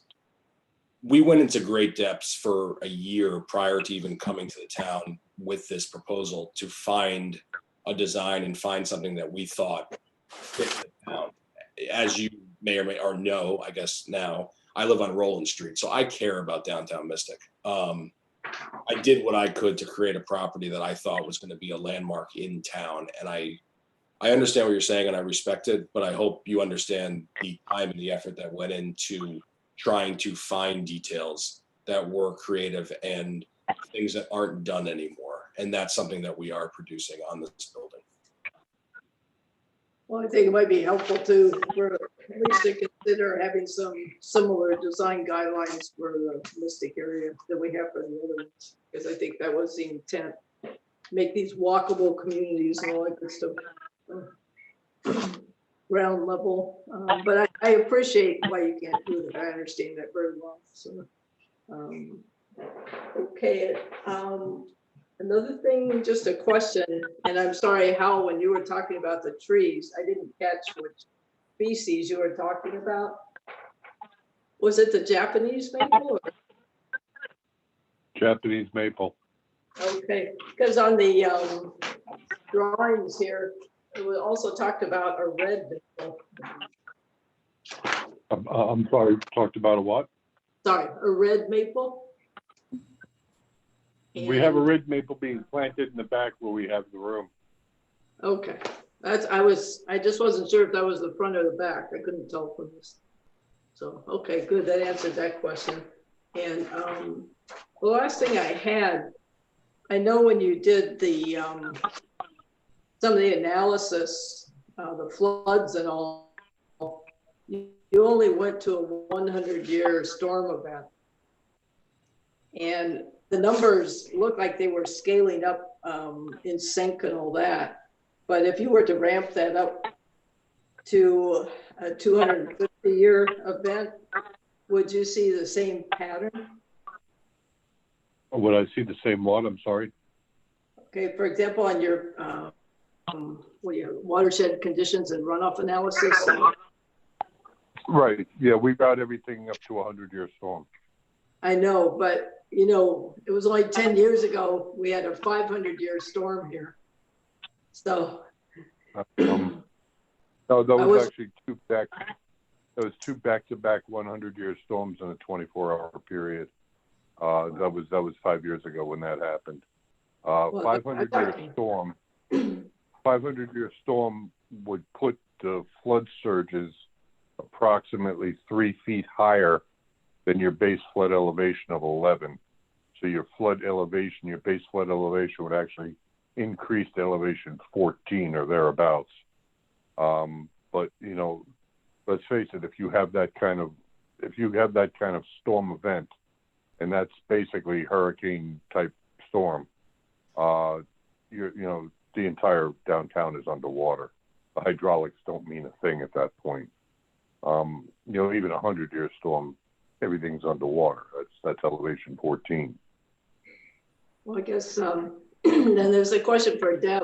The storm we had in 2010, I always heard that called a 500-year storm. Was that not true? That's not true. Right. I've heard that as well, but I don't know. Right. Okay. No, that was actually classified.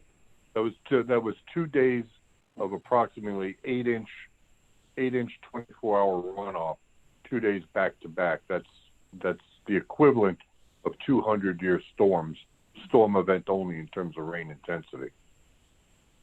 Right. But the 500-year storm that gets a little bit more biblical. Okay. All right, good. Okay, thanks a lot. I appreciate it. That's all I have. All right. Steve Hudacek. Just a couple questions. Peter, I guess I also have my immediate initial reaction was that the building was, just en masse, much larger than the surrounding buildings. And that's something that we always would try to avoid. But I understand that, you're making the most out of the property. But Peter, I think I did hear you say that the extra height was based on the side yard setback. Is that what I heard?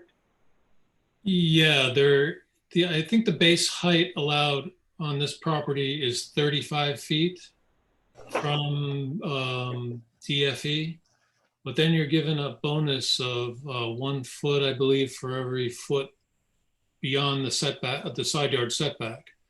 Maybe, I don't know. Of all Eric, setbacks, actually. Of all setbacks. So you get a bonus. I thought it was a setback of all property lines. Yes. Yes, it is, and we met that. All right, so from the front, and staff, that's a true statement? You've looked at that? So the maximum height in this zone is 35 feet. The building height, it can be increased to 40.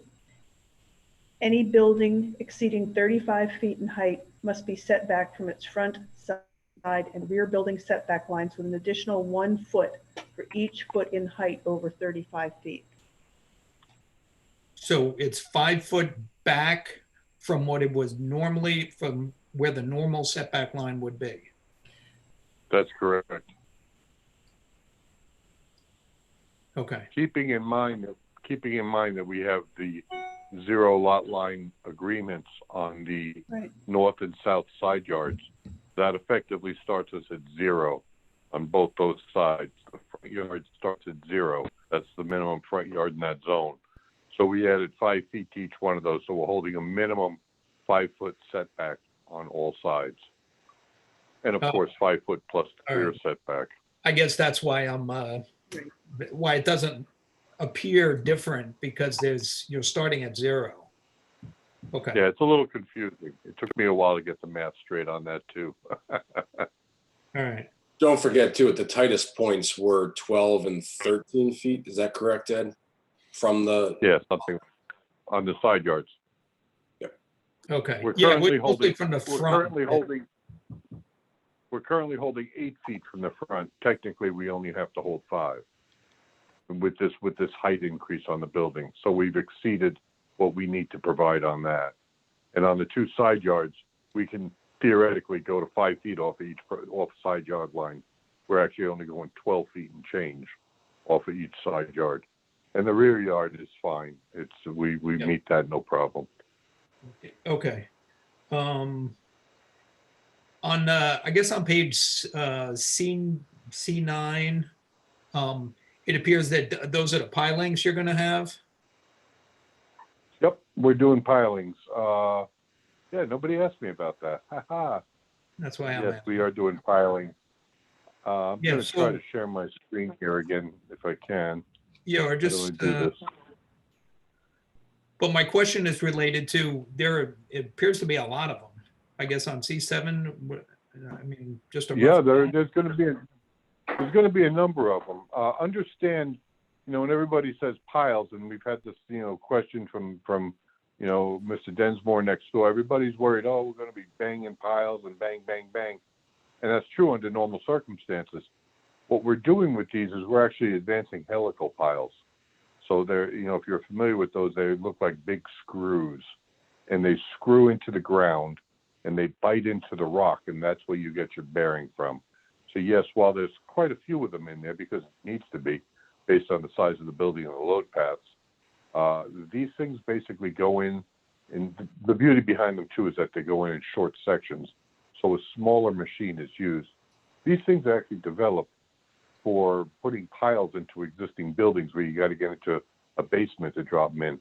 I did the power plants at Foxwoods, and we had to put huge amount of piles underneath the Grand Pequot Tower in the basement, and I had boilers and everything else. I couldn't figure out how to do it. we came up with these things. We actually, the machine was so small, it goes right in there, drops the piles in 5-foot, 6-foot sections, bolts them together, keeps on going, and they just screw in. No vibration, no banging. It just screws in till it reaches a certain torque or reaches end bearing, and then you know you've got your capacity. Really a beautiful thing. I've used them on a lot of projects. Interesting. Okay. Yeah. All right. So Yeah, every one totally of those, appropriate. every one of those black dots on C7 is a piling. That's correct. Okay. I want to. They drove a Oh, it's 24-foot test pile in the front that they used to determine capacity and load on. And Cody and myself watched it for 2 days while they did the driving of it and then the testing of it. They used a mini excavator, one of the tiny little excavators that you use to like do your driveway, to drive that pile. There was no noise, no movement, no vibration created by the pile. The only Okay. was That was a concern because when they were doing some of the pilings, I guess for the central hall, I mean, I could hear those at my house. Well, that's a different animal. I mean, they had to do those kind of piles there. No, I think This you're right here, mistaken. Those might have been the wooden piles we did for the dock. For the building, those were also helical piles. They were screwed in, yeah. Yeah. Oh, okay. Well, it's good that all the surrounding buildings won't have to deal with a lot of clanking. No, they're only estimating 10 days of pile work, so they'll be in and out pretty quick. Okay. There was it's just a design question. You have the sides of the garage open and you were talking about putting architectural rails or something in there to give it some detail. I was just, why have it open at all? I mean, it's Well, just for cars, right? For building code purposes, if you have an enclosed garage, it changes the dynamics of the building completely. So it's very advantageous to us to have it open. And I think it's going to feel better too, because you can kind of see through it rather than having these solid walls all the way around it. Okay. The cupola on the roof, is that going to be open to the public?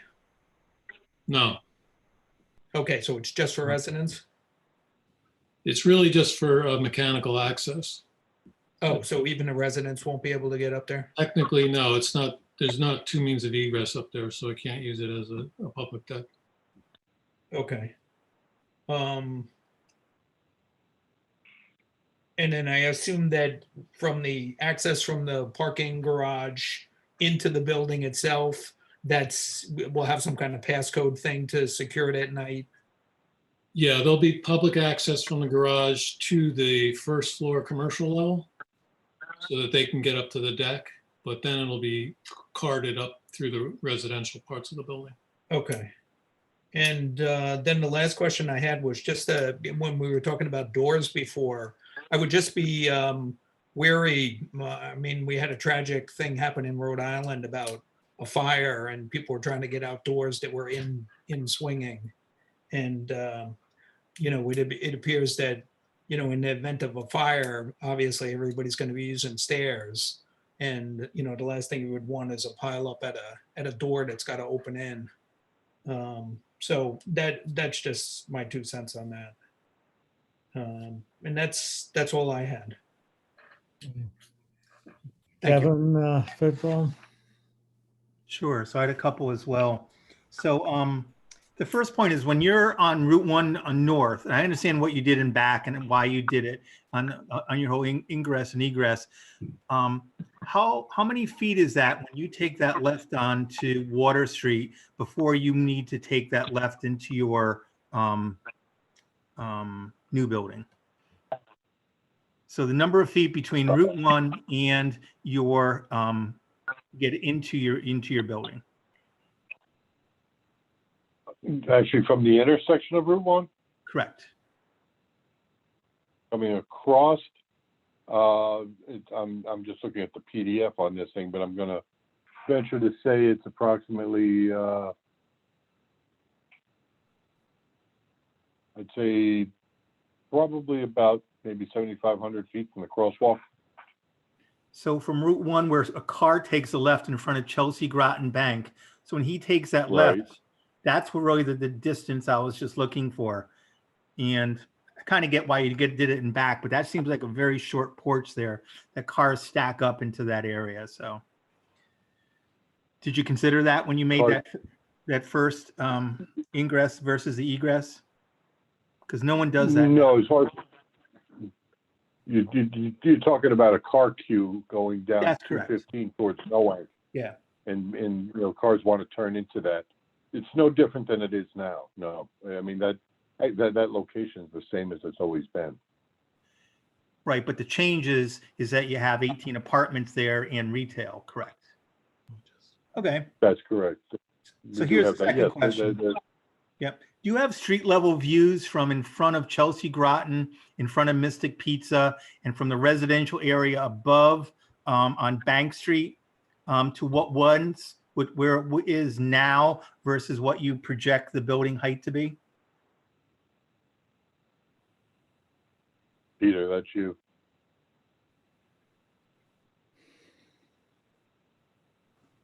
I think, Peter, you're on mute.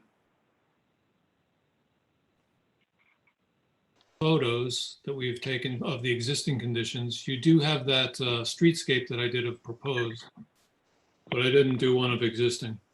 So we really can't tell from anywhere on the street, from Chelsea Groton, from Mystic Pizza, or the residential areas if you've materially changed the view. I think your view is mostly of buildings right today, whereas when we create this new building, we're giving people a platform to get on to actually see the river. So right now, I don't think there's any view of the river from the street. And I think across the street, the apartment, I don't think there's any residential across the street. It's just the bank. Yep. No, but then above Mystic Pizza, you have Bank Street. So you haven't taken any photos from Bank Street looking down as if you were looking over the present building versus your future building? No, we have not. Okay. Yeah, wasn't an analysis done for DEP, or I believe of the view from the street? Didn't we submit photos for that? I don't think so. Ed, I mean, I took photos. No, we didn't submit photos from the street. No. But Okay. what was the I mean, photo? I have a photo right now from the front of the bank straight onto the existing property. Is that what you're looking for? Something like that? I didn't know it's high up. Versus the new building, right? So just so that we had a perspective, if someone thinks the building is large, then I take a look at what it is now versus where it's going, and you'd have that analysis. Okay. Let me see if I can dig that up right this second. That's okay. If you don't, that's fine. Are you losing any parking spots in front of the building? It doesn't seem like there's been any discussion on that. Public parking? No, we're not losing any, actually. We're going to be relocating one of them. In fact, I think we're gaining one in front of the driveway we're closing off the SIF. And we currently have 2 spaces in front of our site. So and that's we're not potentially going to 3, Ed? potentially, when you say potentially going to 3, there's currently 2 spaces in front of our site right now. There's 2 spaces in front of SIF, and I think they're going to 3. Let's see if Okay. this. It's 2. So it 2? remains the Okay, same. I'm sorry. There's no loss. That's important. There's no loss. No, there is no. We didn't want to do that. Absolutely not. Yeah, so I just want to ask a question. Just a point of note, Green Marble has announced that it's closing. So I know people made some references there, which is kind of interesting.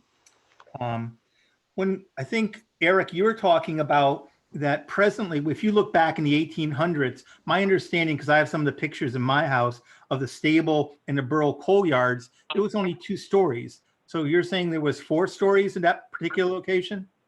No, what I was saying was that building was approximately 35 feet high because of the size of the stables. I was saying that the floors were quite high relative to what's being put in now. I'm not saying it's identical, but I'm saying it wasn't. You didn't have a 1-story blacksmith shop or the diner that was located next to the jewelry store that's no longer there, or, you know, some of the other buildings that historically were much smaller. So good, I get your point now. And then Ed, you're talking about the storm drainage in the high tides where you can't control whether this overflows or not. What did you mean by that? Because we all know there's low and high tides. So I didn't quite get Oh, that. yeah. point. Well, like I said, that catch basin that's in the bottom of our lowest part of our site is at elevation 1.75. It's 9 inches above mean high water. So at high tide, at high water, not high tide, high water, the water level is basically 9 inches below the grade. So now, you know, at high tide, you get a storm, all of our flows are going into there, it overflows. Sure. Now, go to moon tide. Moon tide is elevation 3. Automatically, without a raindrop falling, you've got basically a tidal surge that comes up through that catch basin to elevation 3. And it puddles right along that whole property. We're never going to stop that. You know, that's just never going to happen. Hey, Peter, could I share the screen right this second? I can't share it while you're sharing. There you go. Yeah. So your point, Ed, was it's not going to change, guys. There's nothing I can control about that change. That's correct. Okay. Yeah, I mean, we're not going to change the tides. No, I get that, but right. You know, But you are what I've got. you are reducing the size of the puddle that we're going to have there now. That was my point, Peter. That was my point, right? So in We're fact, reducing the puddle during storm events. Absolutely, we are. that's right. Okay. Thank you. That's it, Jeff. Okay. Most of my, These are the, I don't know. These are the pictures here that I've got from across the street. But if you don't have the new site projections, I'm okay. I just wanted to see, Ed, how it looked now and then in the future. That's all. I mean, because to me, that says, well, if it's, some people believe it's big, the answer is, well, not really, because the fact is, you look at it now versus in the future, it's essentially the same. That's all. all right, I just have a few questions. The parking calculations that the applicant has are different than in the staff summary. Does the staff have any concern with that? In the staff summary, it was the maximum amount. The applicant explained the minimum amount. There are maximums. But I mean, you're happy with their, It's fine. It still meets it. their It's still count? right. All of the residential parking is I on just site. want to make sure Yep. with that. And then speaking of parking, in those two stalls right next to the front of the building, it's going to be very difficult to get cars in and out. I noticed that they were slightly wider. The two spaces that were side by side were on each side was, I think, an extra foot and a half wide. But when you stripe off those areas, you may want to put sort of a space between the wall and the adjacent area to mark off you don't park in that area, because it's going to be very difficult backing out of that. Oh, you're spot talking about inside the garage? inside the garage. Yeah, no, we're aware of that backup.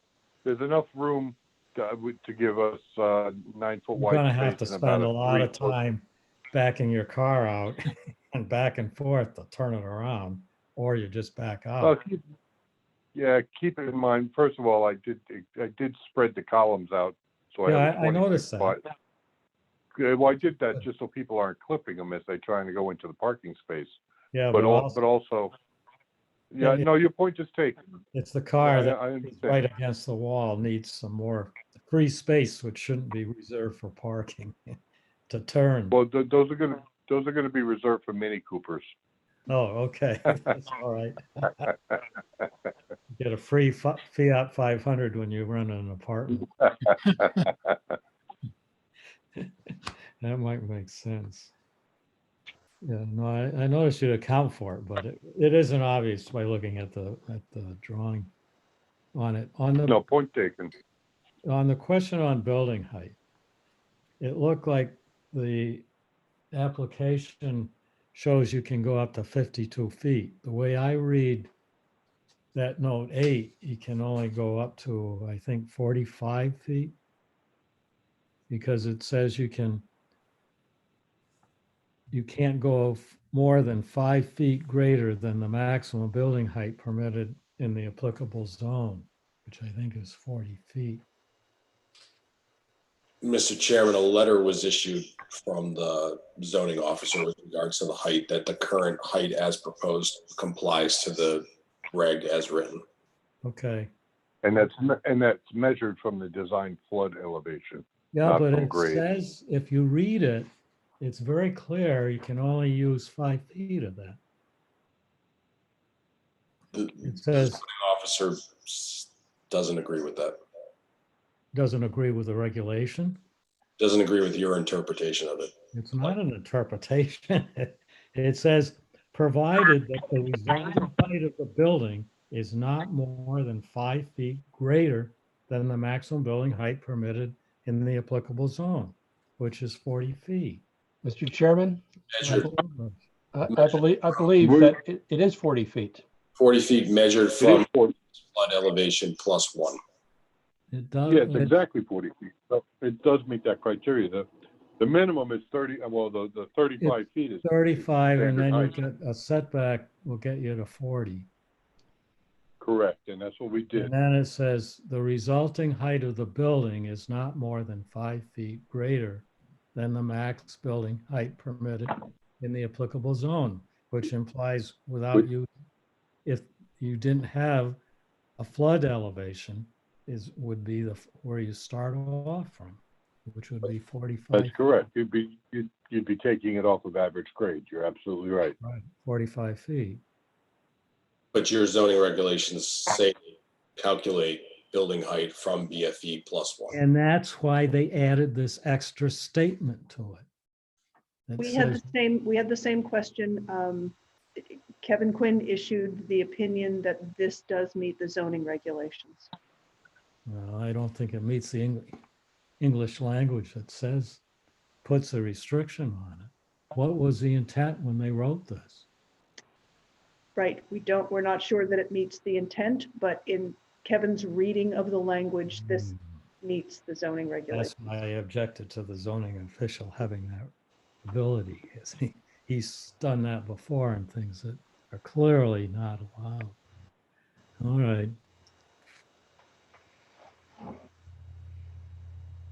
And on, where does a requirement for this application require the easements that were talked about for the driveways? I didn't see a note on the drawings that mentioned anything about that. There's nothing. There's a separate easement plan that's being developed by the surveyor right now. Art Hayward is the project Yeah. surveyor. And he's prepared a separate easement map showing all these new easements. It just wasn't included in the plan set. Oh, I didn't care But it's whether it was, something- I mean, the details, but just the basic fact that we'll get a requirement. Because who knows, 50 years from now, he has somebody else with a property want to change things to stop people from using the driveways. Well, no, there's two things. There's two things that are going to happen with the surveys on this property. Number one, before we file final plans, the two properties have to be merged as one. So one final plan indeed will be filed. Right. And secondly, all of the easements that are being agreed to and all the language is being drafted right now are all going to reference a separate easement map that will also be filed on land I records. just want to make So all sure. that stuff will be binding. Okay, I just want to make sure that it happens, not the actual. Well, we do too, because those easements affect us too. Oh, yeah. No, it's they're good. I think it's a good use of what we're doing. Let's see. Is the fire marshal happy with the access around the building and in Yes. the garage area? So Yes, he's that's right. approved. Yes. He's approved that. Okay, and I guess roof. Oh, on the dimensions, the cupola, I noticed on the drawing, there are no dimensions. I don't know if that's critical or not, but, except for the height. Was that intentional or was that just? No, not intentional. We just an Oh, oversight. I don't know if you just went down to Home Depot and bought a standard. I think on that roof plan, it's the area of the cupola is shown, but it's not dimensioned. You're right. It wasn't dimension. The scale drawing, you can put your scale on it. And Well, I don't know if you had to fix it or not, but you aren't going to use that roof or no reason to use the roof or. I'm happy to put the dimensions on there. Huh? I'm happy to put the dimensions on there. Well, it might. Well, you help. actually already do, Peter, on the actual architectural roof plans, you have them. Hmm? Oh, they On do. the actual Oh, there's architectural another. building roof plan. There's more drawings Well, that we didn't have. The That's actual construction plan, the construction plans of the building are being developed, yeah. and all those dimensions are on there. I think also in one of the responses with regards to the roof usage and the calculation of that 5.7 or 5.6%, you actually call out the size of the cupola Oh, all right. independently. I just want to make sure we're In not some of our forgetting pages, something and 300 get in pages. trouble with it later.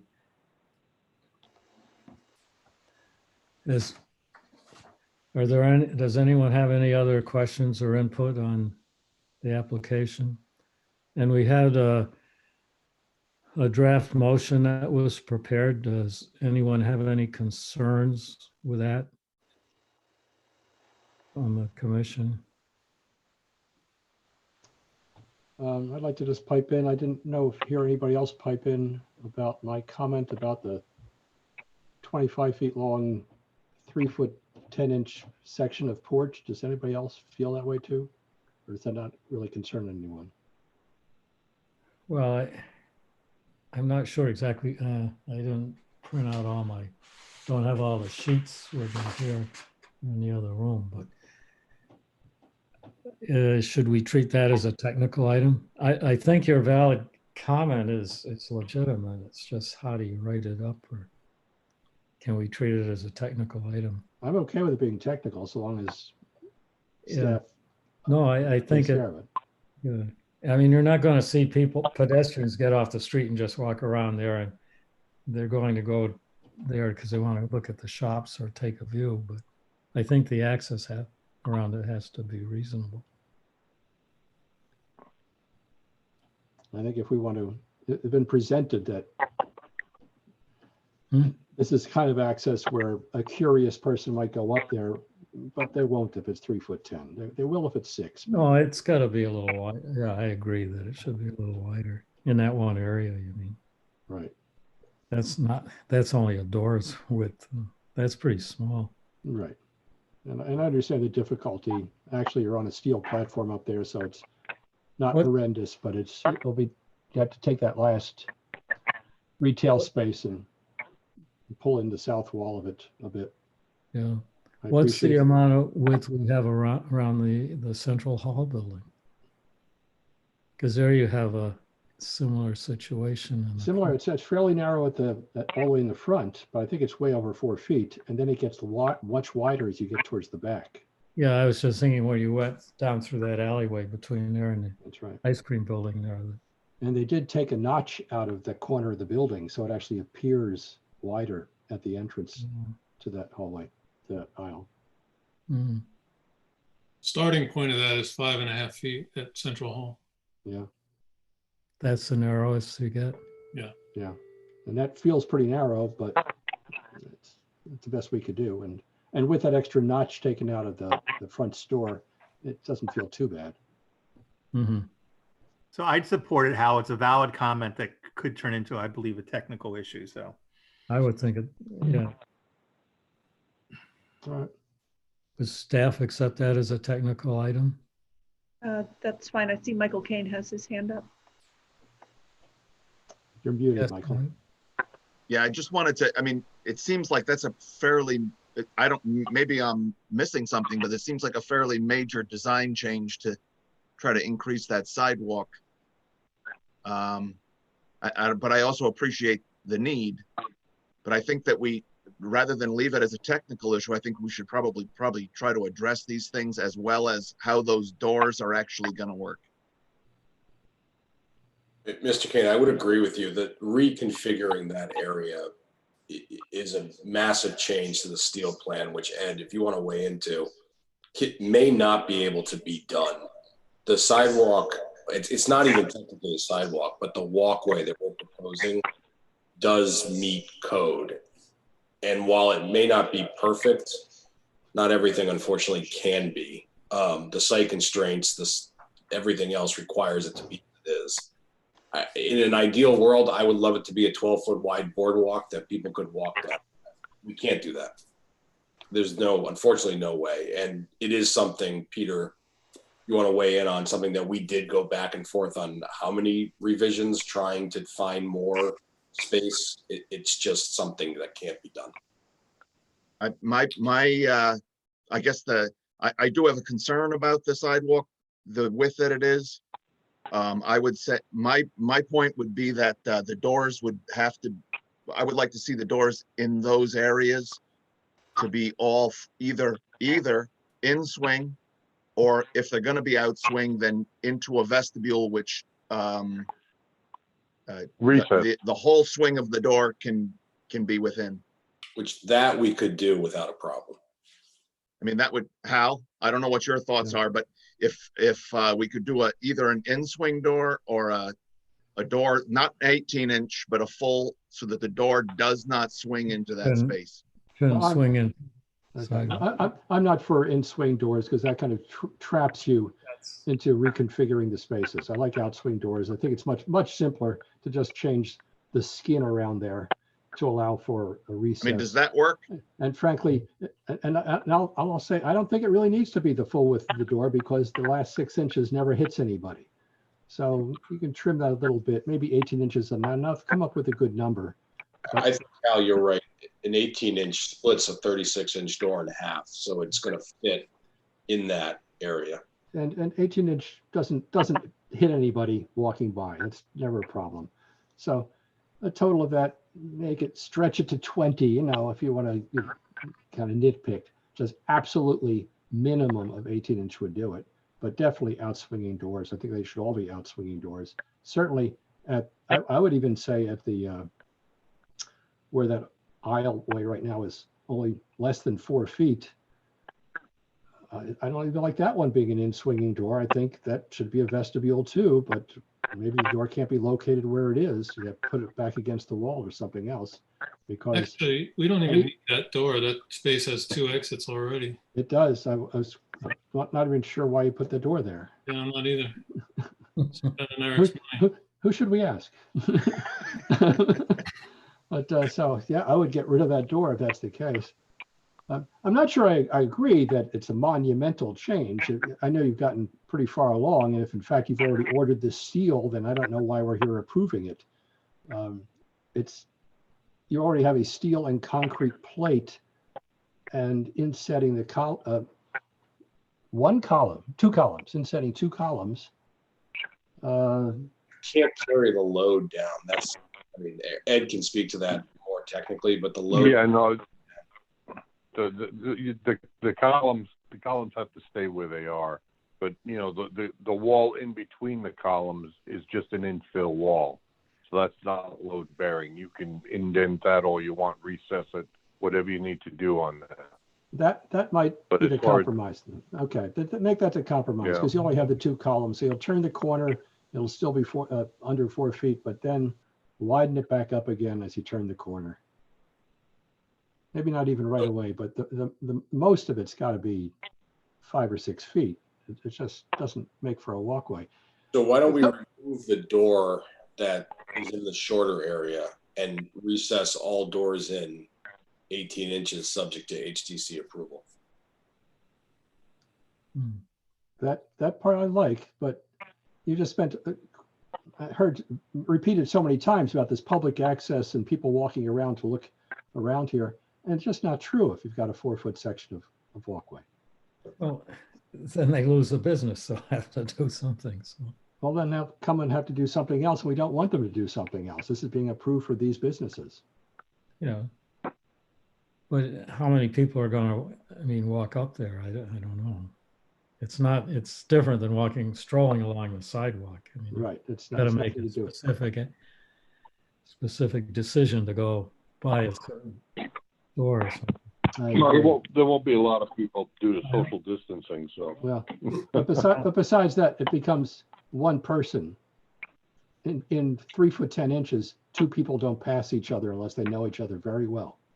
Yeah, well, maybe Well, that's, I kind of see it. I take this ferry a lot from Orient Point to New London, and there's a porch that goes around the body of the ferry that's about, the 6 foot wide thing. And, you get people congregating and leaning over the railing, and you can get quite a few people on there. It is, you have to pass close, but I don't think it's terrible. I agree that's a narrow section. We should do something with that. But the rest of it, I think, is fine. I don't see a problem with the width of the rest of it. I think the width of the rest of it is fine. It's that section Right. yeah, the 6 foot I think is, that's fine. That's the best you can do. Inset the doors, 6 foot width, that'll be terrific. All right, you're good with that, Eric, right? a big one, yeah. All right, All right, so why don't we leave the doors as a technical item?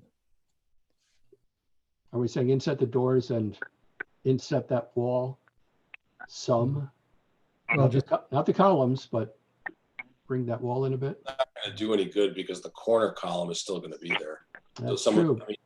if you set it in, is someone going to sneak in between the column and the building 18 inches? It's just not going to make sense. And No, there's it becomes more like going through a door. We allow going through a door, being a 3 foot 6 wide door. I can tolerate that, but if you got 20 feet of hallway where I can only pass single file, that's a different story.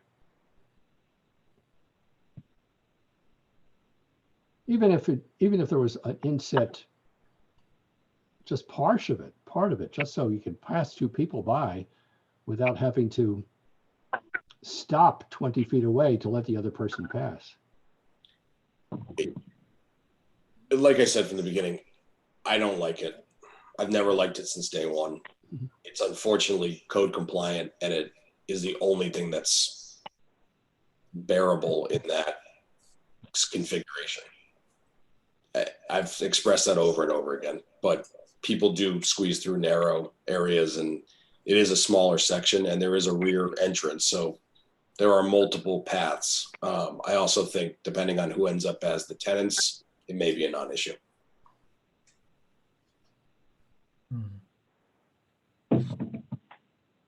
All right. I mean, we're just going to go by code compliance, then it just kind of negates this feature of the strollable walkway around it. And you didn't really need to present that. That's what I was referring to. Our original sketches of this building had no porch, and it was the direction of myself and Cody and Peter together in a meeting that determined that we have extra space. Let's figure a way to make it an outdoor area for the public.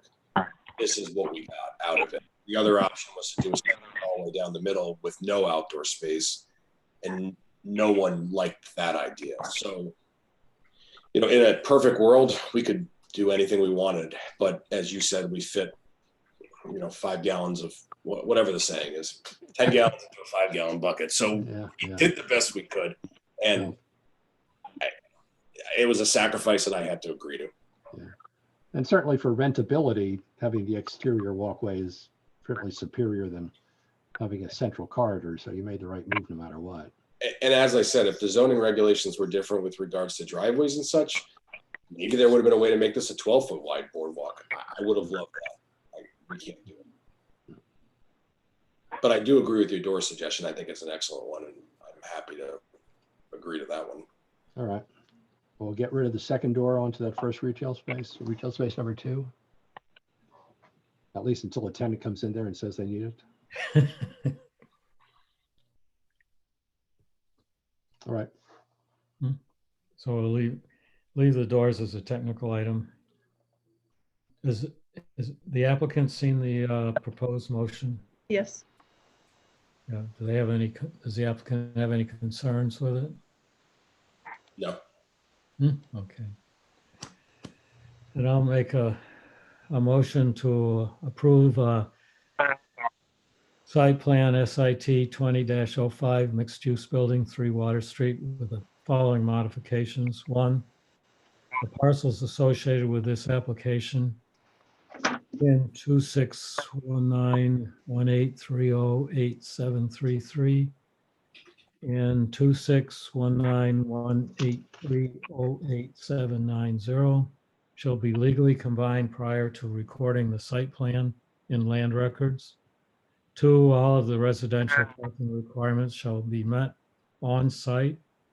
The parking validation for all commercial uses shall meet section 8.2-6E of the zoning regulations at all times, including all signage requirements and annual proof of participation submitted to OPDS. 3, a construction management plan that is specific to the project shall be submitted and approved by OPDS prior to the start of work. 4, technical items as raised by staff shall be addressed. Is there a second? I would second that. Moved and seconded. Does anyone have any concerns with the motion? Hearing none, we'll vote on the motion. All those in favor say aye. Aye. Any opposed? Any abstentions? Motion is carried unanimously. I'll make a motion Thank you. in approving this site plan. The commission, I'm sorry. I guess I should have added to the motion the qualifying statement. It says in improving this plan, continue the motion, approving this site plan, the commission finds that 2 driveways are warranted due to the circulation design requirements for the proposed use, and notes that elimination of the existing driveway to 5 Water Street loading zone. I would second that if that's necessary. Yes, I think we should, just to make sure. Is there any discussion on that? And we'll vote on this addition. All those in favor say aye. Aye. Aye. Any opposed? Any abstentions? Motion is carried unanimously. Then I'll make a motion for the CAM to approve the coastal site plan for mixed-use building 3 Water Street because it is consistent with all applicable coastal policies and includes all reasonable measures to mitigate adverse impacts on coastal resources. Is there a second? Second? Moved and seconded. Is there any discussion on the motion? Hearing none, we'll vote on the motion. All those in favor say aye. Aye. Aye. Any opposed? Any abstentions? Motion is carried unanimously. Well, good luck with your this building. Thank you. I appreciate it. Could be a big improvement to Water Street. Almost looks We're like looking to have tenants in for May of 2021. So and if we really, can that's stick quick. to the same schedule like we did with SIFT, we'll be there. Good. It almost looks like a hotel you see on Block Island. Some of the inspiration came from Huh? that. Some of the What? inspiration did come from the National and the Did it? Because Yeah, I thought so too. It looked great. I love that I mansard. thought it was a nice looking building. actually, if you have a minute, the funny story is Cody and I were having lunch at Indulge in the borough. And I looked down and I saw a postcard of the Wattawannock Hotel, which stood where the library is in the borough now. And I was like, this is a beautiful design with this beautiful 4th floor mansard and all these different details on it. So I took a picture of the postcard and I brought it to Peter. And I said, we've got to do something like this. This is amazing. So I went down to the Woolworth Library to try to pull out some old photos from the project. And I kept finding all these photos without the mansard. So I found out that the hotel ran out of money and they were never able to build the mansard. So it ended up as a 3-story building, and that was it. So we're finally building something that was supposed to be built, but never got done. Oh, that's good. All right. Hope you don't have the same luck. Sorry. All right. Good luck. Thank you. Jeez. All right. Moving on, we have no old business, new business. Do we have any new applications? No. None? No new referrals. Commission reports, report of the chair. I don't have anything. Unless we want to report on Godfrey Street. I did drive by there today and see the construction's well underway. Yeah, Uh, I noticed report- that as well. Report of commission. Does anyone on the commission have anything to report? I have two things that I would like to address.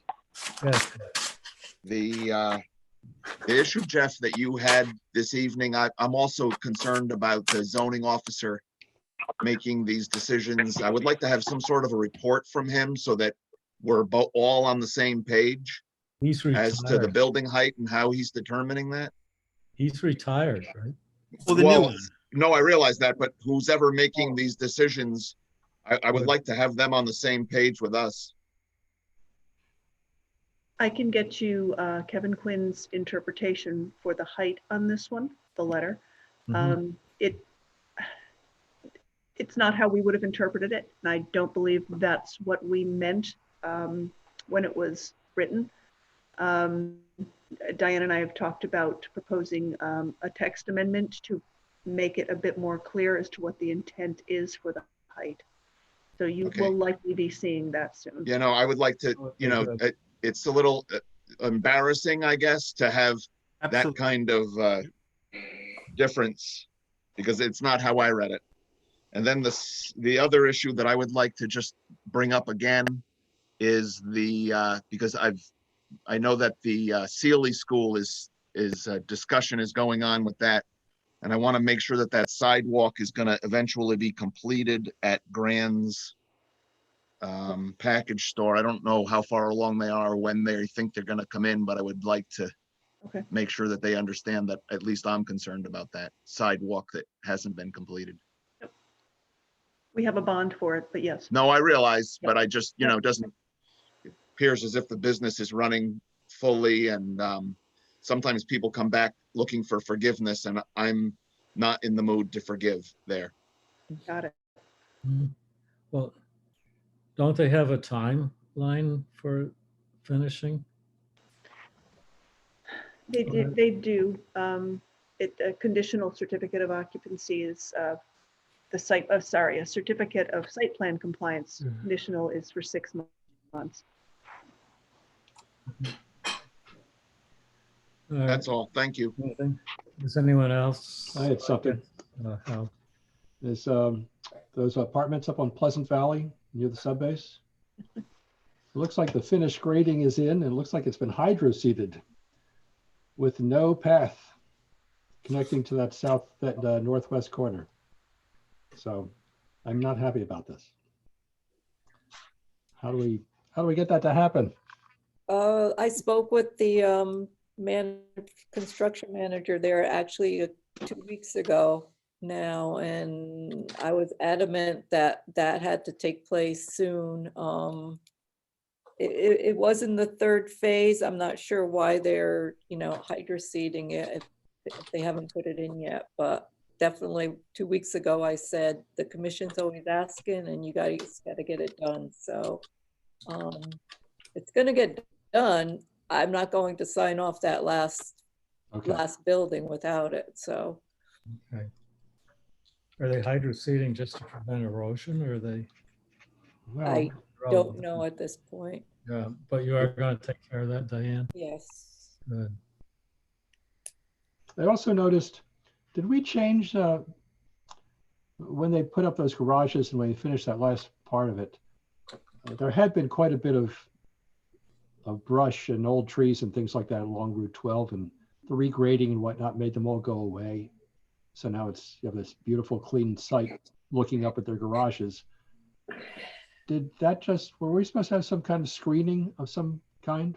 There's supposed to be more vegetation along the garages, and there's also supposed to be extra street trees now along Route 12. Oh, that's right. Yeah. Okay. So, We're going to see them sometime. yes, Okay.